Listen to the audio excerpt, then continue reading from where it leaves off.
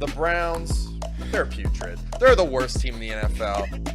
The 2024 season is over. Lamar Jackson can't win the playoffs. He'll win a third MVP, though, so that's great. Drew Sample is the most important piece of the Bengals offense next year. Go Joe Burrow. He deserves to be MVP. I wish he was the Browns quarterback. Kind of mean that. If you're looking for the most reactionary, silly, and unserious show on the internet, then you're home. Live from Hamilton, Ohio, it's Off the Bench by Chatterbox Sports on 1410 ESPN Radio. Hello, and welcome in on this gloomy Wednesday. Off the bench here on 1410 Wing AM. Remouse filling in for Justin Kenner, Elliot Rearing, Jason Tissett, and Pearl Zabel in the room. We got a fun show for you guys today. The Reds win! The Reds win a series. We know that the only way that they can win a series is by winning the first two games. That's right. They don't win the rubber match. They can't win a series if they lose the first game. 0-38. So they've got to win the first two, and the Reds did exactly that, going and beating the Kansas City Royals yesterday. And once again, the Bats, 7 runs. That's what, 7 runs in 3 consecutive games, or 6 or more runs in 5 consecutive games. And you continue to do that, you're going to win a whole lot of ball games. And a lot of talk about roster construction, and we'll kind of do that, or lineup construction, and we'll kind of talk about Santiago Espinal batting duel. But you know what? 2 hits yesterday, run scored, RBI, so maybe it wasn't. I think there was someone tweeted this out about Charlie. I think Charlie was talking about how Santiago Espinal was batting 2-hole and was like, hey, let's look at some other teams' 2-holes, and you're looking at Mookie Betts, Aaron Judge, Juan Soto, how other teams construct their lineup. And then the Reds bat Santiago Espinal. Santiago Espinal had more hits than all those guys combined yesterday, including Bobby Witt.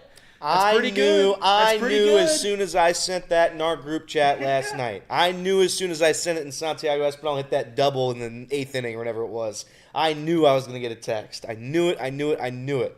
But that's all right. You know, good for him. That's why you send text. Correct. And for the record, I love Santiago Espinal. I just don't love him as an everyday player who our manager regards as one of our best hitters. You're much more fond of the idea of Santiago Espinal than the baseball player. Correct. I think that's where I am. Yeah. He's a ball player. I like him. That is the one thing about Santiago, which is why Terry Francona probably has some affinity towards him, because he does, like, he's got this old ball player feel, where if it was 30 years ago, Santiago Espinal would be batting 2-hole for a lot of teams. Like, that's the kind of guy that you put in your 2-hole. You put the fast guy first, you put the guy who makes a lot of contact too, and you get into the good hitters. We just know nowadays with the invention of math, which just came around like 30 years ago, that you can construct a lineup a little better. You can construct a lineup a little better. We'll get there. We'll talk about all those good things. We're also going to grade Reds offseason moves, because I know some people feel deflated about the roster and where the Reds are at. I think you'll be surprised in how many moves the Reds front office had that were hits, like that were pretty good. We'll do that later. And then I'll ask the simple question: what do the Reds do if they kind of continue on this path of where they're at, flirting around 500 baseball, and they get into the trade deadline territory? You get to the end of July, and they're, a game above 500, a game below 500, and you're just not really sure what you have. What do they do? We'll talk about all those things. As always, I only prepare for 5 segments in a 6-segment show, so it's a fun day. It's a fun day. Jacob Tissett, nice to see you. You're wearing a Reds hat. I am. You're wearing a Reds hat on a Reds win, and your aloe shirt. So my wife... Go for it. My wife bought me aloe shorts for my birthday. I asked her, I was like, I don't know what aloe is, and she says, don't Google it. And I was like, all right, don't Google it. I Googled how much those shorts cost. Wasn't happy with that price tag. It's nice stuff, though. It is nice. Those shorts, I wore those a lot this past week, but they are nice. So you look dapper in your aloe shirts. Thank you. It's a good crew neck. I'm always looking for a comfortable crew neck. And I don't get to bust the Reds hats out much in the middle of Reds season because they don't win a whole lot. So you got to stack them when you can. You get a series win, you throw it on. I've beaten that Pacers hat into the ground over the last few weeks, so I thought I'd give it a break. Everyone knows that Cincinnati Reds hats are best played in the winter. That's true. They're best played in the winter. It's Christmas colors. So you get the reds, so you get the little Santa thing going, and it's good colors. Yeah, don't wear them on the West Coast. That's true. Pearl, how are you on this lovely Wednesday? I'm good. Well, you pointed out his Reds hat, and I just realized I'm wearing Kansas City blue. So There we go. Cubby blue. Yeah. It's- Well, this is like their baby blue that they wore on the first game, so I'm feeling pretty bad about that actually. Spur just walked by, and he looks like he could play for the Reds today. He's got a shirt and a Reds hat on. Oh yeah. He looks like he could go play shortstop. Do we do that consciously, or is it subconscious? To where like if your team plays well, because I certainly feel like I do it a lot. Like where like if the Cubs get a sweep, I'll throw on the Cubs shirt the next day. And is that conscious or subconscious that you're just like, I'm happy about my team?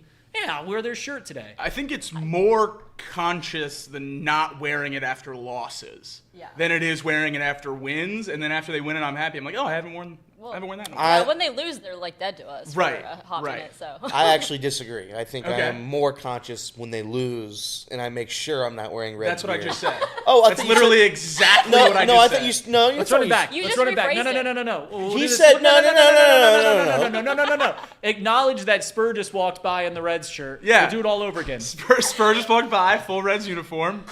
Is that something that we do consciously or self-conscious? Like sometimes the Cubs win 3 straight games. I like go through the closet. I'm like, you know what? I'll wear the Cubs shirt today. Yeah. And I'll rock it. So like, is that something we're happy and we're conscious? Like I want to support my team, or is it kind of like they're just they're sending me endorphins and serotonin? So like I'll support them subconsciously. Yeah, for sure. I think it's more of a conscious decision when they lose to not wear the team's gear as opposed to when you do wear it. He didn't say that. He Elliot, didn't say that. Well, I agree. Winning's I more agree. on the mind, and then we realize we're like, oh yeah, Reds. I agree with him. Pearl doesn't care when the Reds win because she wears Kansas City blue. That's do. right. That's I'm right. supporting Jonathan India. I put all of my winter clothes away, and it was freaking cold, and this is like all I got. So Yeah, it's tough. so cold. It is tough. I'm well, as you dreading know, it getting Reds much gear warmer. is winter clothes. It is. That's right. We did That's just cover right. that. Yeah. It's because it's red and it's like kind of Christmas colors. Yeah. Let's just do this. I don't know if the people that watch this show enjoy when I host because it's just off the rails the entire time. But I have a blast doing it. So we're just I'm never gonna change. What about the birds? Birds are tough. Can we get a shirt? Birds are tough. It just says birds are tough. And With then the little bird. You're just wearing them around town. I'm like, why does this guy hate electric scooters? Like, what's this guy have against the scooters? Like, birds. And then, like, I get in one that says limes are tough, too. Limes are tough. Which, by the way, if you guys haven't been in a major metropolitan area recently, the electric scooter game, Oh, yeah? that's a competitive market. That's a There's competitive like 4 or 5 out there now. Yeah. There's a bunch, and I can't wait for them to get to Hamilton. That would be terrible.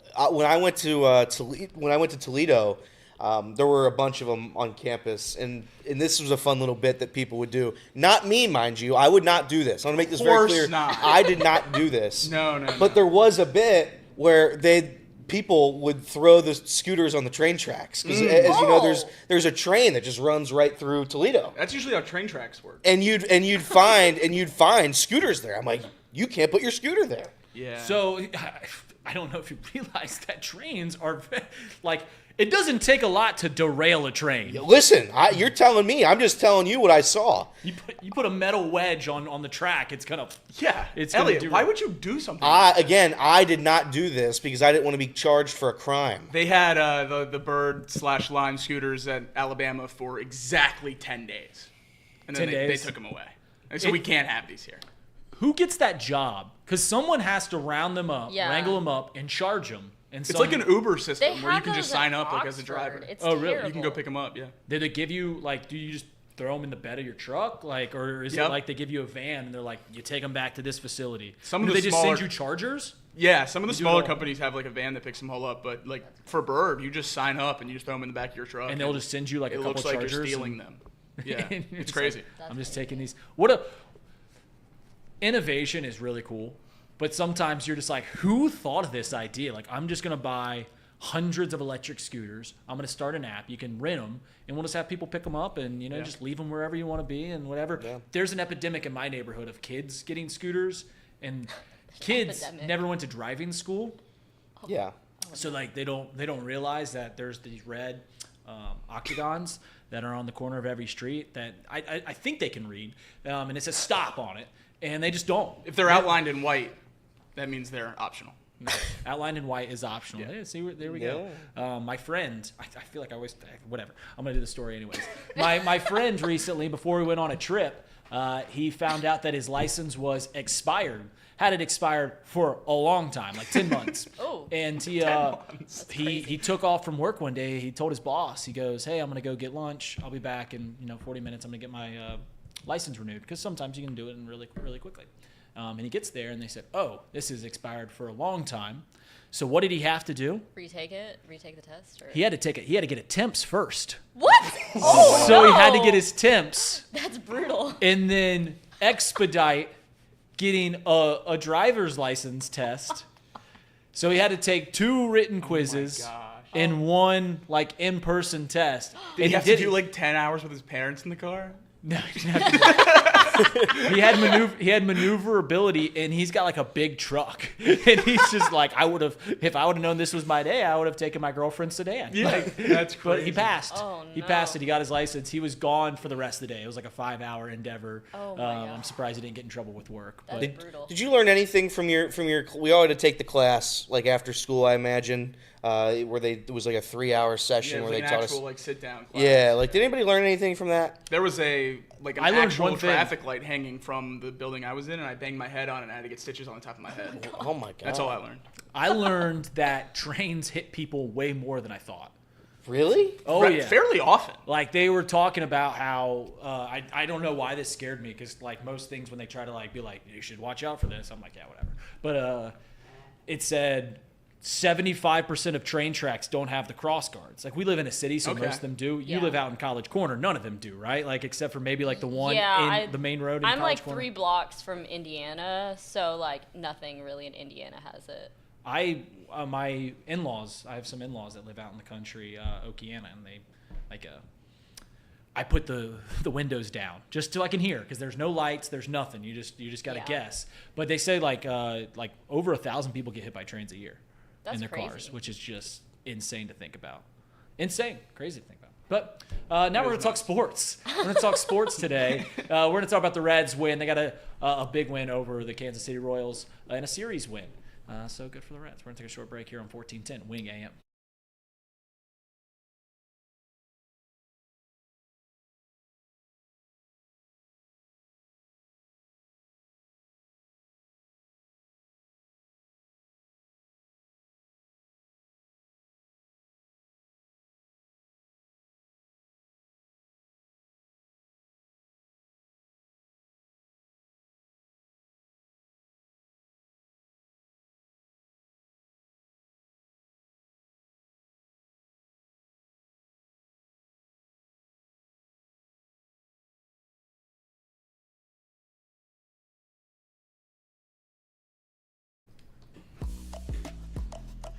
Welcome back to Off the Bench, presented by on 1410 Wing AM. Elliot Rearing, Jacob Tissett, and Pearl Zabel in the room. And I like to make the joke that I sometimes get us off topic. Obviously, last segment we were talking about trains and how often accidents, and we go to break, and Pearl hits us with this joke.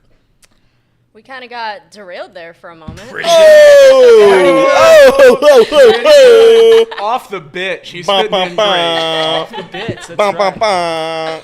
Man. Thank you. Fantastic. And you know what else was fantastic? Were the Reds yesterday. 7-2 win over the Kansas City Royals. Brady Singer threw very, very well. 7 innings, 2 earned runs given up. Didn't have a whole lot of strikeouts, but he pitched very well. Sancion and Ian Jabot get it done. And I asked you guys yesterday, and I think Elliot gave me one of these when I was like, are you excited about how the offense seems to be heating up? 7 or 6 runs in each of the last 4 games. Well, mark it 5.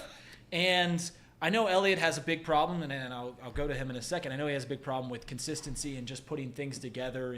When are we going to get hitting, pitching, fielding, base running? When's it all going to come together simultaneously? In 162 games, you might get 10, 15 of those where it all comes together. But more often than not, you're going to be missing something. And right now, the offense is picking up the slack that they hadn't done for the first 7 weeks of the season.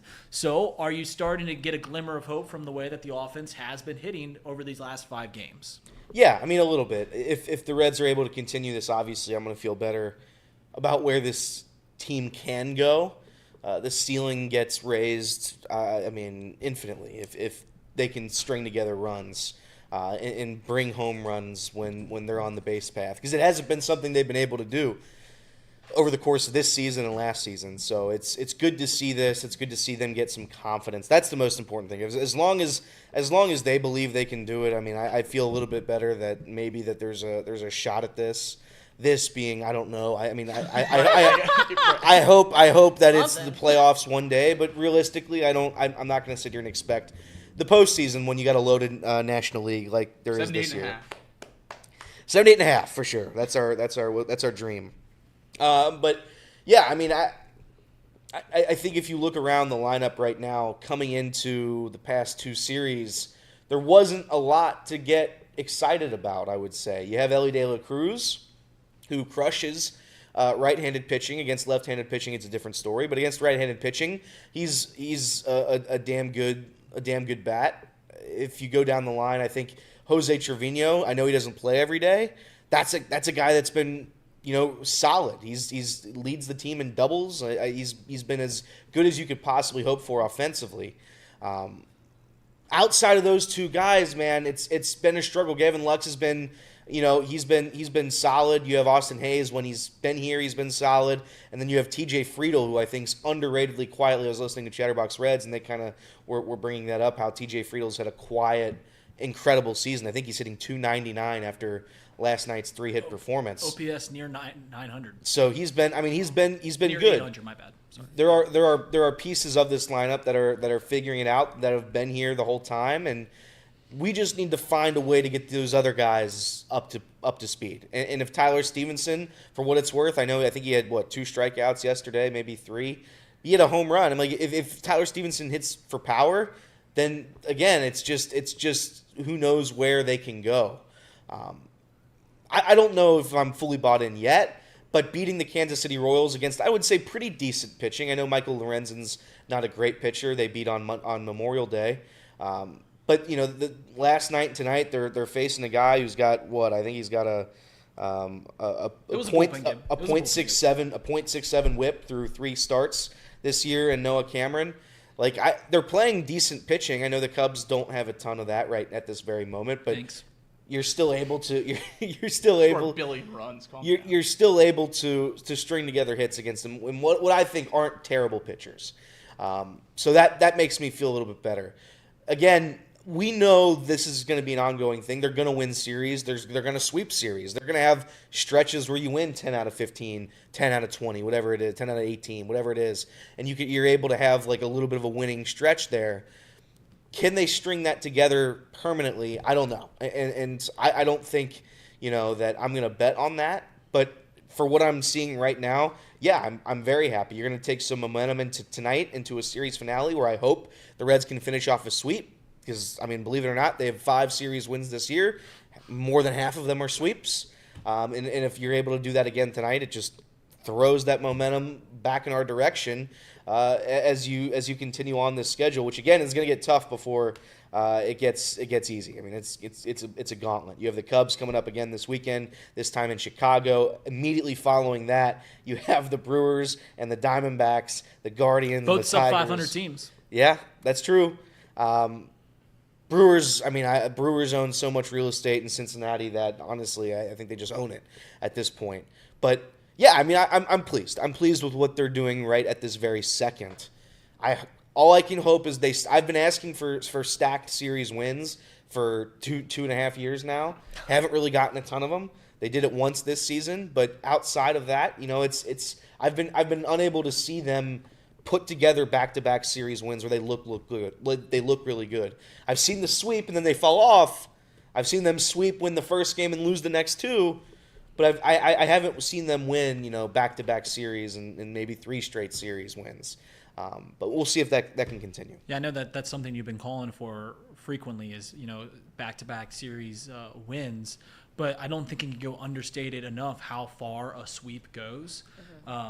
Because when you sweep, the difference between 3-0 versus 2-1, you're gaining up 1 game as opposed to you're gaining up 3 games. Like that's a huge thing to be able to completely sweep a team, and that's why the Reds are. You mentioned, was this their 6th series win? You said 5 series wins. This would be the 6th, I believe. That's their 6th series win. Here we're encroaching on June, and they're at 500 because they sweep teams. That's how important they are, and they've got another opportunity to do that tonight. Jacob, I don't know where you're at with kind of how this offense can perform. I know the top of the order, when you make a lineup, you hope that the top of your order can get it done. TJ Friedel, Santiago Espinal, Elly De La Cruz got it done last night. Yeah, and I think Elly, seeing what he's been able to do over the last couple of games, is the biggest thing, because in that stretch, we all talked about it, he has to be a superstar in order for this team to be, worth watching every day. And I think the question as to whether or not you're going to buy into this is, what is the finish line for you? And that's kind of what you were saying right there, Elliot. Like, do you think this team's going to make the playoffs, or are we rooting for a more fun July than we thought we were going to have 3 weeks ago?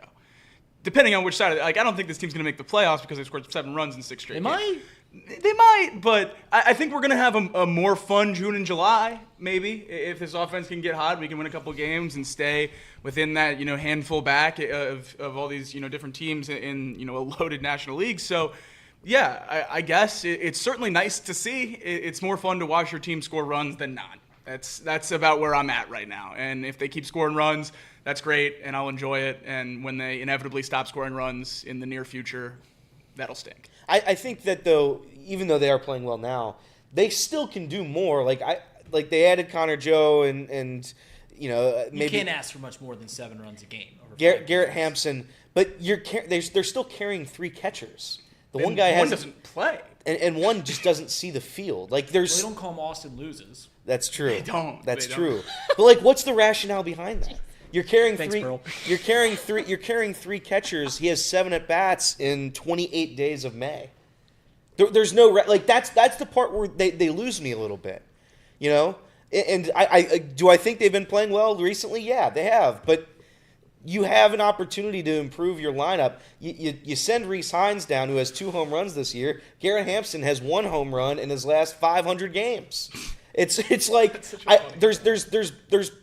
there's aspects to the lineup and to the team that can be a whole lot better, or even just marginally better, and they refuse to take that route, and that's the part I don't get. Because the offense is the reason that this team is going to struggle, and you're still not doing everything you can to improve it when you have those tools available to you. There's no reason Austin Wynns is still here. There's no reason Garrett Hampson is still here. Garrett Hampson, I guess, plays every position. The Reds love that. Anytime you can play Utility man's important. every single position on the field, that's what the Reds go for, and that's fine. You don't even have to play them well or hit. Well, that's the thing. Well, let me give you one very evident. Like I'm not breaking any ground here when I say this, but one reason that you have a guy that can play, in the infield, in the outfield, and play shortstop, and play center field, wherever you want him to play, is because when you want to start platooning guys, when you want to start taking pinch hitters later in the game and go lefty righty, you have to think who's going to play that position, who we're taking out of the game. Right? Like if you have a guy that's, playing third base that can't hit right-handed pitching, so you want to put in a lefty, all right, now we can put Garrett Hampson over there at third base. So that's why you carry it, is for late in the games, all right, this guy can field the position once we take out whoever the starter was with the splits. That's why that's important. Thank God we have Spencer Steer, Gavin Lux, and Santiago Espinal. Well, my thing, though, is, that rationale is 100% if David Bell's the manager. Yeah. Terry Francona doesn't do righty-lefty. He doesn't do it consistently, at least. And he doesn't, go by that sort of method. So that's the part I don't get. If you're going to give him a roster that's solely based on platooning and you're not going to platoon, the roster's not going to work. Right. So that's the part where I'm still concerned at. And again, right now it's working, so I'm not going to complain at this very second. They just beat the Kansas City Royals pretty easily, if I might add. So it's a good series win after 2 very, very disappointing series losses, and hopefully they build on it. But yeah, I think they can be better than they are. There's no doubt about it that there is certainly room for them. They haven't even come close to reaching this team's peak, and you're seeing that because of the star players haven't quite gotten to where you expect them. Like dudes like Elly, dudes like Matt McClain. Even though Elly is heating up, and we'll get to him because he's playing really well. I think he's on a 5-game hit streak. If you can get those stars to start heating up, you can really see where this team can go, where this offense can go. I'll tell you this though, you're complaining about the three catchers on the roster. That's on a 26-man roster. 2016 Cubs carried 4 catchers on their playoff roster. So that's just what I'm saying. Maybe there's something to it. Maybe they need to get one more. Maybe. By the way, I'm fine if Austin Wynns is on the roster if he hits. If he swings the bat. Would you lose, not that you literally lose the ability to, but would you lose Tyler Stephenson as your DH if you get Austin Wynns off the roster? I think they'd be scared to have 2 catchers in the lineup. Yeah, I think you're right. So even if he's not hitting, he gives us the ability to DH Stephenson in the eyes of the coaches in the organization. Yeah. Yeah. Also about the catchers Cubs things, saying Kyle Schwarber, who didn't have a knee, was a catcher on the roster, was a heck of a stretch. Yeah. Was a heck of a stretch there from old Rita Roo. Pearl, as a Reds fan, Elly De La Cruz is obviously so important. He's now on a 5-game hit streak. If he continues to hit, are you excited about where this offense can go? I mean, yeah. I like even Francona said when he was talking about the debate of an off day, like he brings good energy even if he doesn't get a hit, he's good energy, and I think that's definitely contagious for the whole lineup. They would feed off of it. So if he gets hot or continues to be hot, then I don't know, I think everybody will catch on. Who's the biggest X factor in this Reds lineup? Who's the biggest X factor? Is it Elly De La Cruz? Is it Matt McClain? Well, I don't think it's Elly because you know what he has to do in order for them to be good. There's no real X factor. If he's not great, they're gonna stink. I think the X factor is Tyler Stephenson, and that's why him getting hot here is so important. If he can play well, and having Austin Wynns not play baseball allows us to DH him and catch Jose Trevino who's hitting 300, that gives you a pretty good lineup. So I mean, I think. Talking about X factor, I mean, you don't say Anthony Edwards is the X factor of the Timberwolves. You go down the list a little ways. So I would say Tyler Stephenson. I wanted to do the Jordan Peterson impersonation and defined X factor so badly right there. We all know this is a definitions show. Yeah, you just start defining. I'm not going to do it. But to the counterpoint of this, we know the stubbornness. We know the stubbornness of Terry Francona. He said it last week in a post-game presser. We think SB is one of our best hitters. We know that until Matt McClain starts hitting really well or something desperately changes, that Santiago Espinal is going to bat 2-hole more often than not. Well, when Garrett Hampson's in the lineup, Steer did. Okay, well, there you go. I kind of love Garrett Hampson. Maybe that's better for the lineup. So maybe the X factor is quite literally the guy that shouldn't be hitting where he's at in the lineup. Maybe the X factor is, all right, if he's going to bat 2-hole, we need Santiago Espinal to get 2 hits. Like, we need him to continue to hit like a 2-hole hitter is. Because I told these guys before the show, 20 years ago, Santiago Espinal is a 2-hole hitter. Because that's what you did. You get your fast guy first, you had your contact hitter second, then you had your best hitters 3, 4, and 5. Somewhere along the way, they discovered that, or they did the math that showed that the most important position in the lineup that leads to the most runs is batting your best hitter 2-hole. That's why you start seeing teams bat Aaron Judge 2-hole. You start seeing teams bat Mike Trout. I think the Angels did that for a while, batting Mike Trout in the 2-hole. That's what you've seen a lot of teams kind of trend to do. Terry Francona is still going the old school way. Oh, Espinal doesn't strike out a lot, puts the bat on the ball. We're going to continue to bat him 2-hole. So I guess in the long-winded way of saying, maybe he's the X factor. If he's going to continue to hit there. You know what I'm saying? Like, if you're going to be one of our best hitters, be one of our best hitters, no? Yeah. I feel like sleeper X factor, in my opinion, which maybe you guys completely disagree, TJ Friedl, I think. No doubt. In terms of how much we can get for him at the trade deadline? No. Just like if he's off, if he's injured, I think that definitely takes a toll on the whole roster. I mean, he's leading in average, he's leading in hits. You talked about his on-base percentage. Yeah. And defensively. And when he was down, what was it, beginning of the season? Yeah.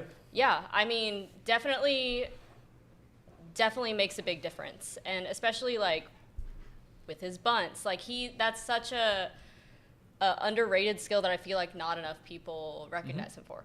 TJ Friedl was a 4-win player back in, or 3.5 win player back in 2023. He's currently a 1.1 win player, B-WAR. So he's on pace to be about a 3.5 win player, similar to where he was 2 years ago when he was lauded as a great leadoff guy, where he was lauded as someone that can kind of be the spark plug of your entire offense. And he's got an OPS plus of 112 right now. With what he can do, right? He's not gonna hit 30 home runs, but he's slugging around 400. He's gonna get on base 38% of the time. That's a pretty good leadoff hitter, especially with some speed. That's a pretty good leadoff hitter. That's a fantastic X factor. And what did we talk about all offseason? How bad that outfield's going to be. And obviously Austin Hayes has, exceeded expectations pretty significantly, but what was the over/under we put the outfield combined WAR at on the opening day show? I don't know what. I think it was 6. Oh, was it 6? I think it was 6. I thought it was lower. I thought it was maybe. But if it's 6, was it 5? I thought it was 6. I feel like. But I'm saying if TJ Friedel's going to be on pace for 3.5, that's half of it right there. Yeah. It can't be overstated how much that means for a team that didn't have a lot of faith in their outfield to have a guy that isn't debatably good, is like top half of the league, top 10 center fielder. Yeah. That's huge. So hopefully he can keep it up, and I know we're going to get to it later in the show, but there's going to be some tough questions asked about the very few hot bats on this team if they do stay on this trajectory. Unfortunately. Yeah, someone just put in our YouTube chat. Nick said, "Why would we want to trade Friedel? Good grief." I didn't say trade. Jacob actually doesn't think about anything other than trading Reds players. He's like, who can we get some value on? He's a Reds broker is what he is. He's just buy low, sell high. Part of the reason that you'd probably want to get rid of TJ Friedel, and maybe I'm just speaking on behalf of Jacob here, is if they aren't in playoff contention, if they aren't gonna have a chance to compete for the playoffs, then he is going to turn 30 years old in August. He has one more year of team control, I believe. I think this year and the next. So you could play with him next year when he's going to be 31. And if he's playing very well and you have an opportunity where someone needs a center fielder, a corner outfielder, someone just another left-handed bat, hey, this would be a good time to kind of replenish the farm, especially when some of the people that you expected to come up and be good at the major league level aren't exactly doing that. So you've got to continue to stock the future. That's the reason. Whether it's right or wrong, I don't know, Nick. But that's just where we're at is, hey, he's 30 years old. He's got one more year of roster control, and maybe his stock will never be higher. And that goes into the question that I'm going to ask later on in the show is if the Reds kind of stick around this pace, if they're right around 500 and it appears that the wild card is going to be 87 wins and the division's going to be 90 wins, what do they do? What do they do with certain pieces? Do they just continue to play it out and see where it goes forward? I don't know. We'll get into that later. But when we come back from break, I'm going to ask these guys, I'm going to bring up some offseason moves that the Reds have made this season or before the year, and I'm going to ask you guys to grade them. A, B, C, D, F. We'll be right back on 1410 Wing AM.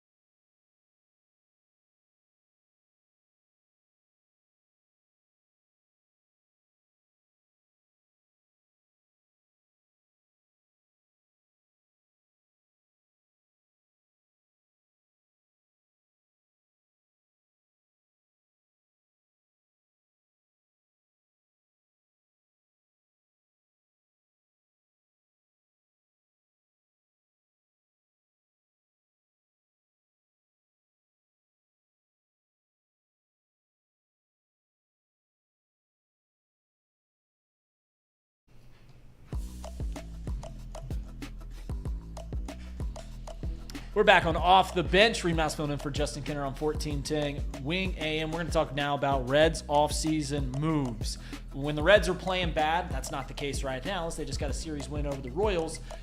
Just like with any sports team, you begin to wonder. You begin to ask the question, who's at blame? Is it the manager? Is it the players just not playing up to what they were billed? Or is it the guy that put everything together, the front office? And I think that it's kind of gone in a bunch of different ways. It just really depends on your personality on who you want to blame. But when that was kind of a question out there, I asked, let's look at what Nick Krall did, what this front office did in the offseason, the different pieces that they brought in, and how you would grade them. How you would grade those moves that they made. You could say it's not enough. You can say what it was, but we're going to talk about each move that they did, and we're going to say, hey, I think that's an A move, or I think that's a B move. I think that's a C, D, whatever it is. We're just going to go down. I've got exactly 7 moves that the Reds made this offseason, and we'll start it right on off with one of the big, more confusing moves, I think, at least from a guy on the periphery of why would they do this, and that was offering Nick Martinez the qualifying offer, giving him a $21 million salary for a really good swingman, but a swingman nonetheless, so you're peaking at like 150 innings. So Nick Martinez getting the qualifying offer, $21 million for 1 year. What would you give that grade? I think it's a very, very, very, very good move. Do it in a vacuum. For a team that's not the Cincinnati Reds. I think it's a great move for a team that's not the Cincinnati Reds. And we're getting the benefit here of what he's done this season, which has been very, very productive. He's been incredible in the role that he's had so far. I'm not going to give it an A+, just because I think $21 million Nick Martinez, for the Reds specifically, hindered what they could do to help the offense, which is the number one area of concern for the team. But he's been good, so I'm going to say I'm going to give it a B+. Okay. Yeah, right around there. I'll probably go a little lower, closer to a B, because I don't think you're planning on him being a starter, even though he's been great. I think if everything goes according to plan, Rhett Lauder is in that rotation if he's not hurt. So at least at some point this season, so you're paying $21 million for a reliever. That doesn't feel great as a team that doesn't pay a lot of people a whole lot of money. So it is a winning move. It's a good move for a team that's trying to win a championship. It just doesn't seem like the Reds made a lot of other moves that represent a team trying to win a championship. So it left me kind of scratching my head. But he's certainly been good this year, so you can't give him anything less than about a B. Pearl? I agree with the B. Too much money, and I feel like a lot of that was tied to, like, he was the only player to receive a qualifying offer from all of the players that were eligible throughout MLB. He's the only one who accepted it. Well, yeah, sorry, I misspoke. That's what I meant. I think a lot of that was tied to, the Reds gave him like a Johnny Vandermeer award and stuff, and that probably justified it for them for that qualifying offer. But I thought that was a little weird that he received the Johnny Vandermeer award, just because his shining moment last year was just like the second half of the season. He pitched very, very well It was in the the second half of the year.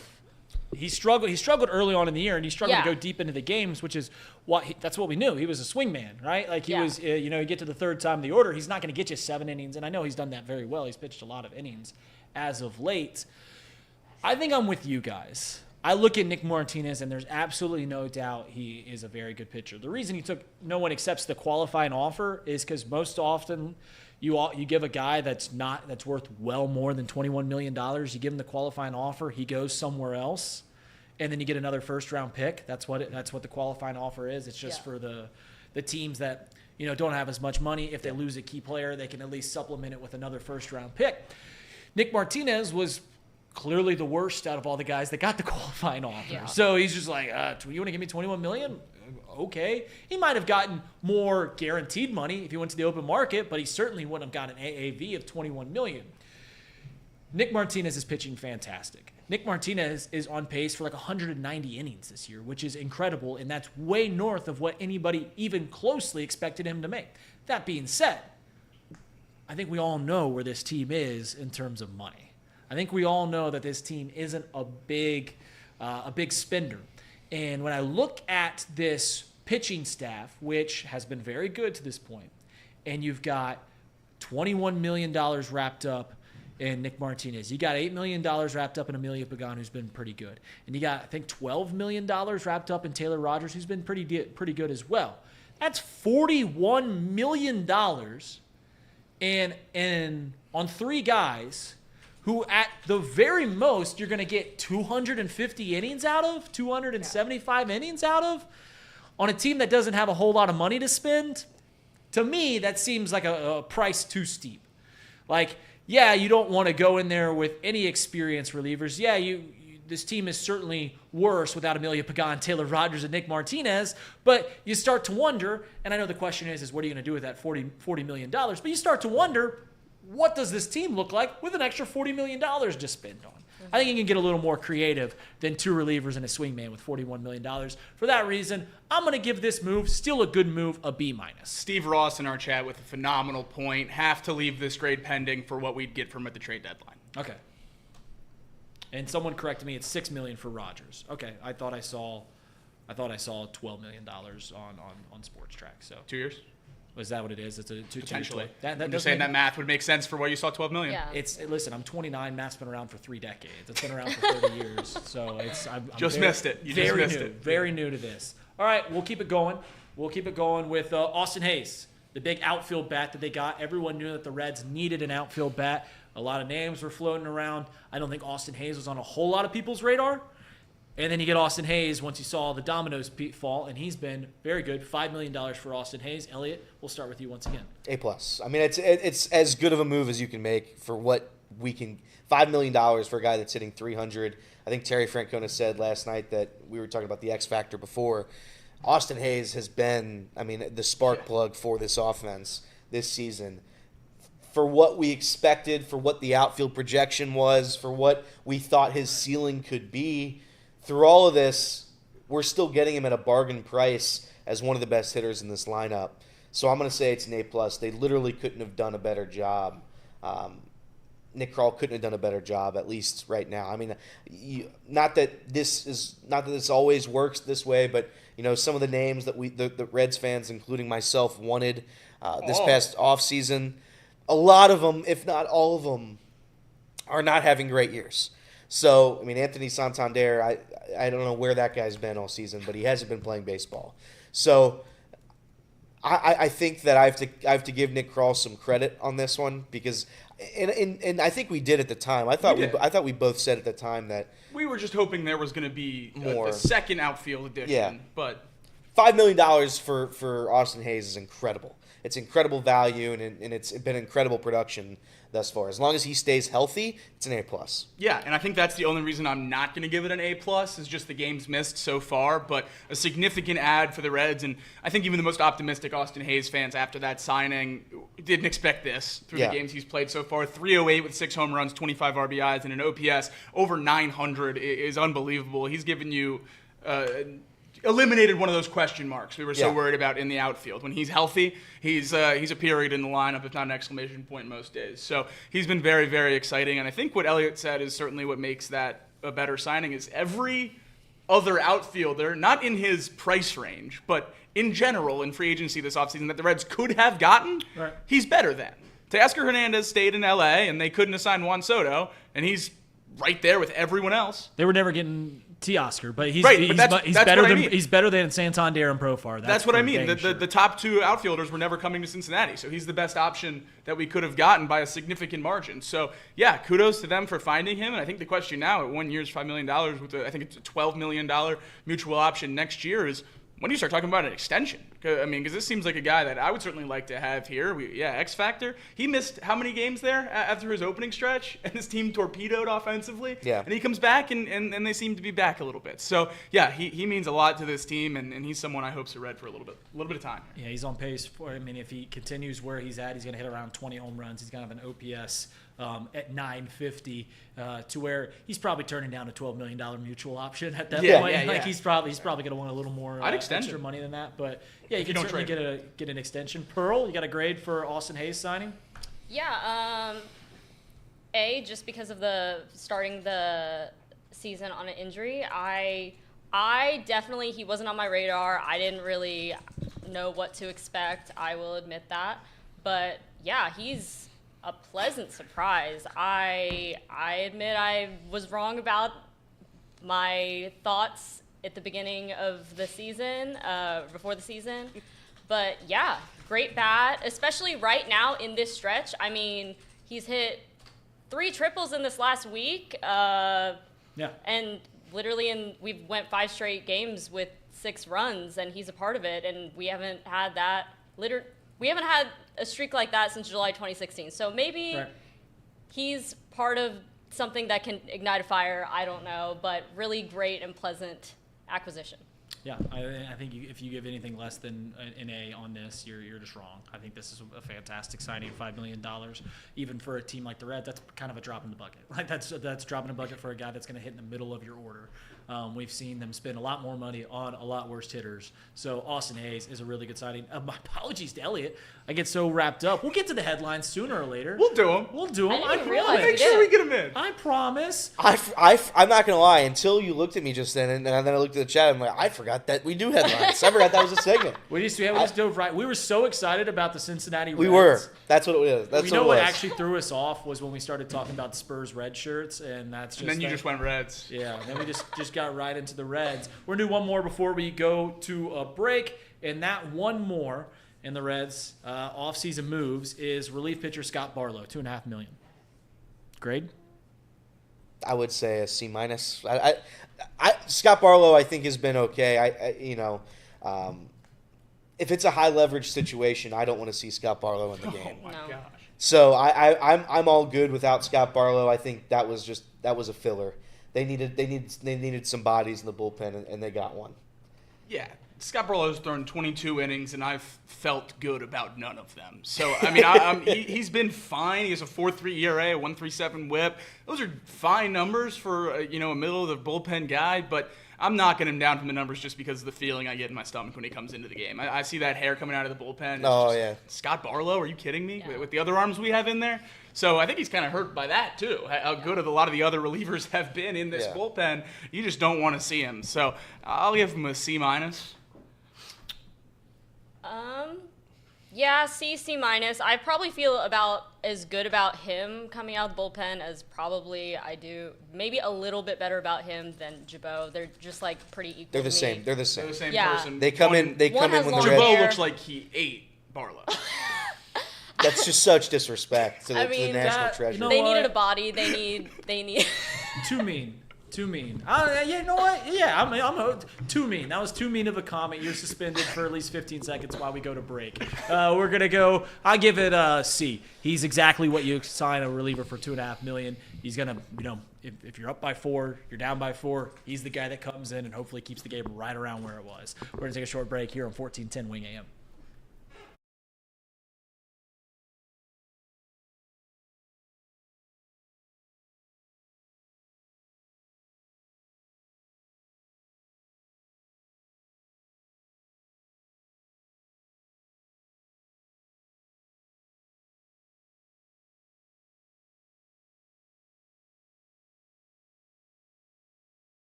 Off the bench, 1410 Wing AM.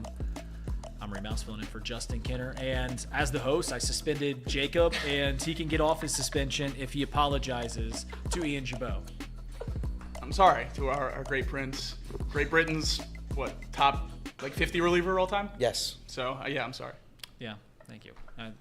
We're good. We're good. Everyone's good. We apologize. We apologize. That's your guy, Elliot. So Great I'll apologize to you as well. Great Britain needs a better. You remember when Ian Jabot was pitching in the World Baseball Classic and the lettering was just falling off? Yeah, the Times New Roman 12 wasn't sticking very Yeah, it was getting very 20th century where the great of Great Britain just kind of petered off. It's a little history joke for you guys. Brady Singer for Jonathan India, the trade, the move heard around the American and National League Central. I think, unfortunately for Brady Singer, that I'm kind of using what he's done this year as a part of this. I don't think he's been great. I think he's been, he's the Jonathan India of pitchers. He's the Jonathan India of pitchers. I think he's going to play most games. He's going to give you innings. He's going to give up some runs. You're not going to feel great when he comes in, but you're also you know what you're going to get. You know exactly who Jonathan India is. I know exactly who Brady Singer is. I think he's a solid player. I still think that trade makes a lot of sense given the fact that it seems like Jonathan India and the Reds were not on good terms at the end. Based on what he was saying, about David Bell and what the fan base was. I mean, Jacob and Evan Maurer, they've been destroying Jonathan India for the better part of 3 years now. So I think it was a good decision. It was a good time to move on. I think you got a serviceable player in Brady Singer with team control. It's a good move. It's not going to win you a World Series, but it's a solid move. I'm going to give it a B-.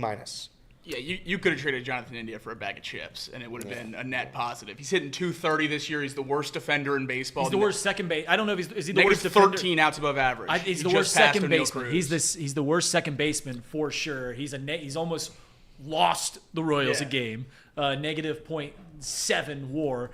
He's slugging at .290, which would be the worst out of the Reds' current starters. Yeah. So he's hit one home run. But the Reds, they're a really good hitting lineup, so it's a high bar for him to try to clear.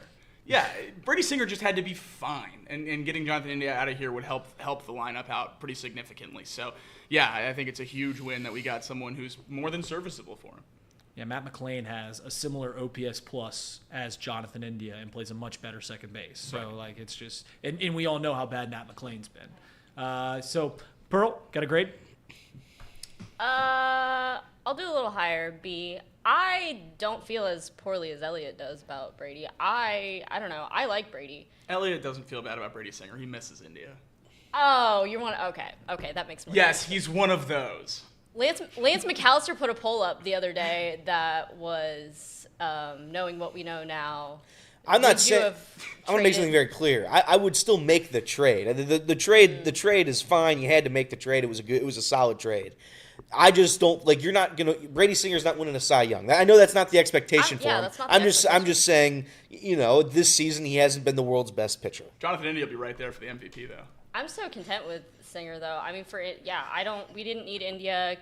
Singer hasn't been terrible. He's been pretty good, and he definitely has he seems to have more longevity. Mm-hmm. He's given innings. Yeah, I mean, amongst not even just this season. I don't believe he's been riddled with injuries. No, good so that's a little more comforting. So, B+.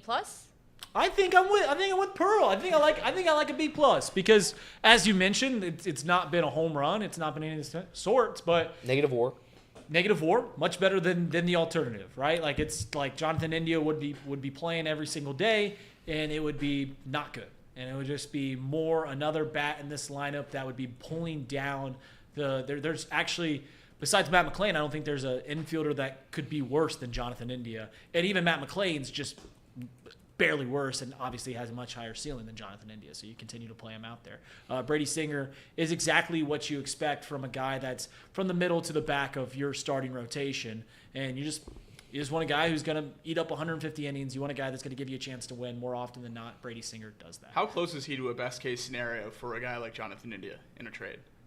Best-case scenario for a guy like John, not far. That's what I was thinking. You're getting a 3.7. You get him down to a 3.7 where he's a really good pitcher.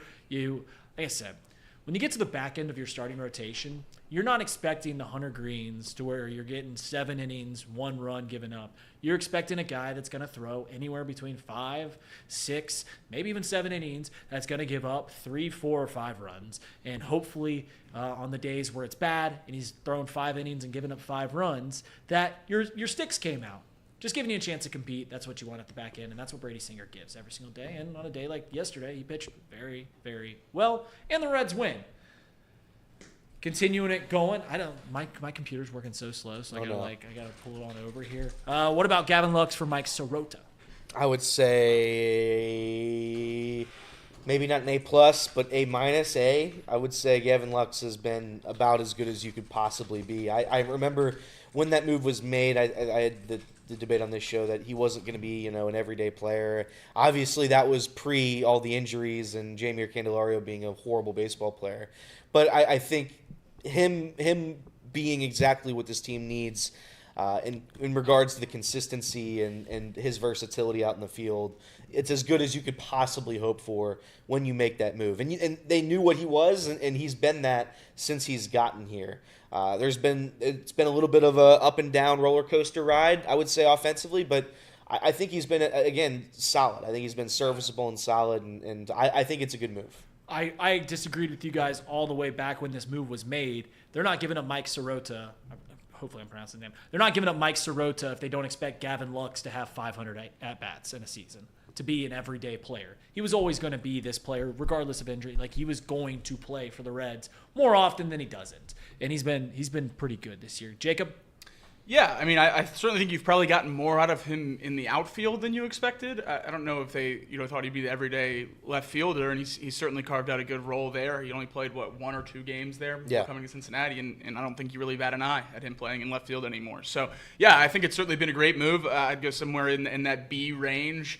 I know, it's hard to look at such a young prospect so low in the system and get hung up on it, but he's playing really well for the Dodgers right now. So maybe they found a diamond in the rough and traded a guy that they weren't going to use. So could be a net positive for both teams, but I certainly think Gavin Lux is a huge, huge win for the Reds. I'll give it a B+. Pearl? A-, B+. I think great for the money, too.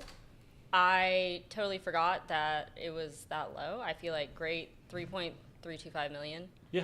That's a win, and he knows what type of atmosphere. Like, he comes from the Dodgers, so he's in a winning atmosphere, and I think that's good presence to have. Other than skills, He's played some big league games. Yeah. So other than his skills, I think that's a very necessary presence that's needed on the roster among all the younger players. So A-. I can't wait for 5 years down the road when the Dodgers' current crop of Hall of Famers that they have, the Freddie Freemans, the Mookie Betts, the Shohei will still be there, but the other two going to be gone. And Shohei will just start getting paid. That's right. That's about the time. It's gonna stink for all parties in this room when Mike Sirota, Jackson Ferris, and Zaire Hope start just gaming for the Dodgers. Obviously, Mike Sirota is the 19-year-old, 20-year-old that the Reds are traded for Gavin Lux because the Dodgers had just too many major league players. And they're like, hey, here's a former top prospect that's actually played pretty good, but we just got no spot for him on the team. And then the Cubs got Michael Busch for the exact same reason. Like, hey, here's a top prospect that we have Freddie Freeman, so you can just have him. But here you give us 2 19-year-olds with high upside, and so far all 3 of the pieces that they traded for those 2 trades been playing pretty well. Jose Trevino for Fernando Cruz. We're going to mix it up. We're going to go to Jacob first. This one still hurts because Fernando Cruz has been great for the Yankees so far. Now, the back end of their bullpen is Weaver and Fernando Cruz, and they look pretty good. So it's frustrating to see. I always loved Fernando Cruz, but you can't argue that this hasn't been phenomenal. I mean, Jose Trevino, this is my favorite move of the offseason. I think it's an A+. What we were able to do to stay afloat without Tyler Stephenson in the beginning of the season, you don't have that without this trade. So Jose Trevino, much less, still hitting 300 this late into the season, seemingly just being that type of player. I don't know at what point this is no longer an outlier and that's just the player he is, but it's got to be getting close to this is just the season he's having. He could stink for the rest of the year, and you probably got more offensive output than you expected. Correct. That's what I'm saying. He's 2 doubles away from his career high. Yeah. It's insane. We're sitting here at the end of May. So, yeah, this is an A+. I don't think there's really any way around it. You moved a guy who, Fernando Cruz, always snuck up on me that he was mid-30s. He's, 34, 35 years old. So catchers do that now. That was surprising. And for a guy with really one elite pitch, you don't know how long that's going to last. A team like the Yankees, you can certainly, take that risk when you're trying to win a World Series right now. But Jose Trevino, and obviously for them to extend him already, they loved what they saw from him in spring training, and it bled into the season. So, yeah, A+. I loved it. Fernando Cruz is my favorite type of pitcher that, they get to a certain point in their career, and they're just it's not working. They're just like, hey, we got this pitch, just spread those fingers on out wide and see if you can throw this pitch. And they're like, oh, yeah, I can throw that pitch. You're like, all right, this is just the pitch you throw all the time now. Yeah. This is the pitch you throw all the time. There's been many players that have done that, and it normally comes at the end of their career where they're like, I don't got my fastball anymore. My slider's not as sharp as it once was. All right, let's try this splitter. And it continues their career for another 4 or 5 years. That's what happened with Fernando Cruz. Pearl, giving a grade for the Jose Trevino Fernando Cruz trade. Definitely A+. His bat consistency, not only offensively but defensively. I mean, he was platinum glover. never thought the Reds would be signing that. Sure. For sure, A+ all the way. Yeah. Elly Roo? I'm going to go with an A, and the only reason it's not an A+ is because he's not going to get at the at-bats that I want him to get at this point. That's not his fault though. I know. Not only is it not his fault, it wasn't my expectation coming in. So to say that now is kind of crazy. But in my opinion, he needs to hit every day. I think the quote I was agree. Jose Trevino will not hit his weight. I think is what you said. Yeah. Listen, I'm not saying I was right. Maybe he can gain some weight. What? Maybe he could gain some 300 weight. pounds. Yeah, gain some more lbs. He's already a big guy. He's going to come down a little bit. I think he's like 5'4". He's very short. He's a little fella? Yeah. No, really? He's not 5'4". He's not 5'4". But That's Altuve. he's He's very short. 5'9". Get out of here. 5'9" is very short. It's No. not 5'4". What an- In what the are grand we- scheme what are of we- things in professional sports, it might as well be. Do you have any problems with saying 5'9"? 5'9" short. Very Yeah, short. I do have a few issues with that. Suspension. Because that's average, buddy. That's average. Is it? Yeah, it is. 5'9" is. In fact, it's more than average. 5'8's the average. Yeah. Clown. Everett Henry says 5'9" is very short. Suspension. I'll suspend him again for Oh, 15 man. seconds. 15 seconds. 15-second suspension. I Until, want or a you can written apologize to apology. Elliot. No, 5'9"'s short. Okay. Listen, I think Jose Trevino has been incredible. Hand up, very, very, very, very wrong. I couldn't have been more wrong about a human being than I was about Jose Trevino. I thought that extension was silly. I thought bringing Jose Trevino here was silly because it wasn't going to help anything, is what I initially thought, because offensively, we've seen the numbers. He hasn't been good in his career. That's all changed. He's been one of the best, most consistent hitters on this lineup. I would love him to be the full-time DH if we could, if I could rely upon him to be a backup catcher as well. Obviously, we're scared about injuries and all that stuff, but he's been as good as we could possibly hope for. Alex asked the question, did Jacob just give Elliot the smirk? The same smirk I think he that... did. Maybe. I didn't get a helmet thrown. Wouldn't it be the first time that a smirk starts a fight in this room? Final one before we go to break. Very quickly, Taylor Rogers. The Taylor Rogers move. I think Elliot, if I recall this correctly, I apologize if I don't, but you were very excited about this coming into the offseason. Now that we're about a third in, how do you feel about Taylor Rogers? I was very high. I think he was my favorite reliever coming in to the year. I thought he was going to give us that high leverage stuff. His ERA is misleading. I love Taylor Rogers. I still think he's been good. There have been, I want to say, more than 2 instances where he's come in with other pitchers' runners and he's completely blown the game. So those runs don't go to his ERA. Saying that, I still think he's been okay. I think he's been solid. I still trust Taylor Rogers. When we were looking at replacements for guys like Sam Moll, I think this is a fine move. I don't think it's a World Series winning move, but looking back at it now, knowing what he's done this year, I would give it a C+. I think it's a fine move. Yeah, this is pretty significantly my most disappointing move of the offseason when I go off of the expectations I had for all of these guys when I got the notification that they were Reds. And maybe that's not fair, and it's more to say about Jose Trevino and Austin Hayes and a lot of these guys going so far above expectation. But I was closer to Elliott. I thought Taylor Rogers was going to be close to being the closer of this team, being the best reliever on this team, and he's not even close. So, yeah, I'd go close to a D on this one, just because of it's the only signing I had positive expectations for to help this team win, and it's the only one that really hasn't. Again, he's got a 2.80 ERA. But he doesn't. He doesn't, but he also does. So it's Does he? No. No. But I think we should define ERA. if you count that the runners that he's given up that weren't his, then we have to probably redefine it. But the official counting numbers. I can't do it. You gotta stop. Who knows? Pearl, Taylor Rogers. C+ maybe. I mean, he's not bad. He's good. He's just like I did expect more. Okay. I'm C+ B-. Yeah, I'm right there. I think I'm going to B- because I'm a little more optimistic. I just think he's going to be a guy that's going to be on the roster all year long, and I think he's going to have. I think he's going to be right about where you have seen, and I think at the end of the day, when you look at his season stats in September, you go like, oh, Taylor Rogers pretty good. Maybe he's not the shutdown guy that you expect, and I don't know if he ever really was that in San Francisco. I don't know if he was a guy that you can pull in to a fireman to put out the fires. I don't think he was ever that guy, but I think he's a guy that can get you 3 outs more often than not. I think he's a guy that can keep you in the ball game more often than not. And I misspoke early in the show. I said that he's getting $12 million. Well, I guess I didn't misspeak there. He is getting $12 million. Just half of it's getting paid by San Francisco. So it's only costing the Reds $6 million. So that's a little bit better. So I'll give that one a B-. All right, we're going to take a short break, and we're not going to let you leave without the headlines. Yes. No, we're not going to let you Yes. leave without the headlines. Yes. Hopefully we got some Thunder stats. Pacer stats today. We got Pacers. Is that a race car? Yeah, that's what it is, right? All right, we're going to take a short break. When we come back on 1410 Wham.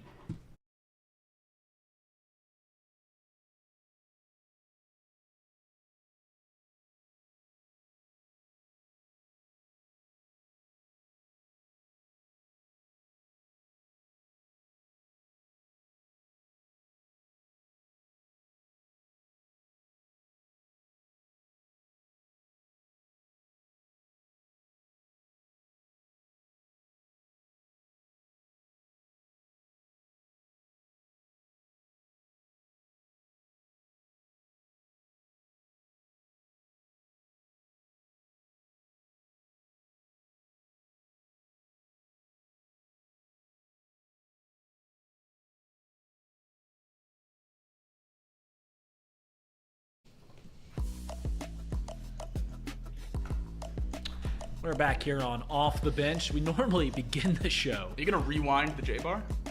all the way back. Yeah, I think we might have to. How's anyone going to know it's the headlines? That's a good point. Yeah, how would anyone ever know? But without further ado, we've got Elliot's headlines.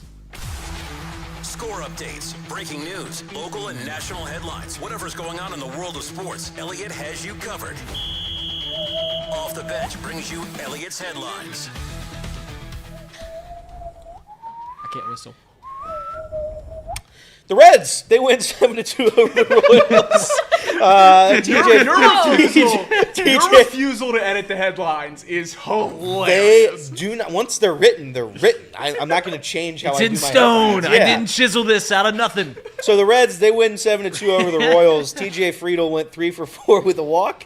Espinal 2 for 5, an RBI double. Elly De La Cruz 2 for 4, 2 monster home runs with a walk and an intentional walk. Stephenson also had a solo shot. The 2 home runs by Elly De La Cruz, 430 and 450. Monster home runs. Sadak's calling of the home runs I didn't love, but that's Well, you don't like fun. Well, he kept saying splish splash. It splished and it splashed. He kept saying splish splash. Listen to What else splash. would you say when a ball splishes and splashes?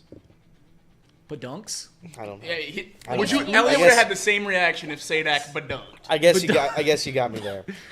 Brady Which one did you get more mad at? Splish or the splash? That's a good splash. question. It's always the splash. So if I you would have think just gone splish splish, is splish, worse. splish, No, it would've because I been think fine. splish, you're giving me something to work for with the back end of it. It's a But deep is it- drive to right field. Is Splish. it call and response?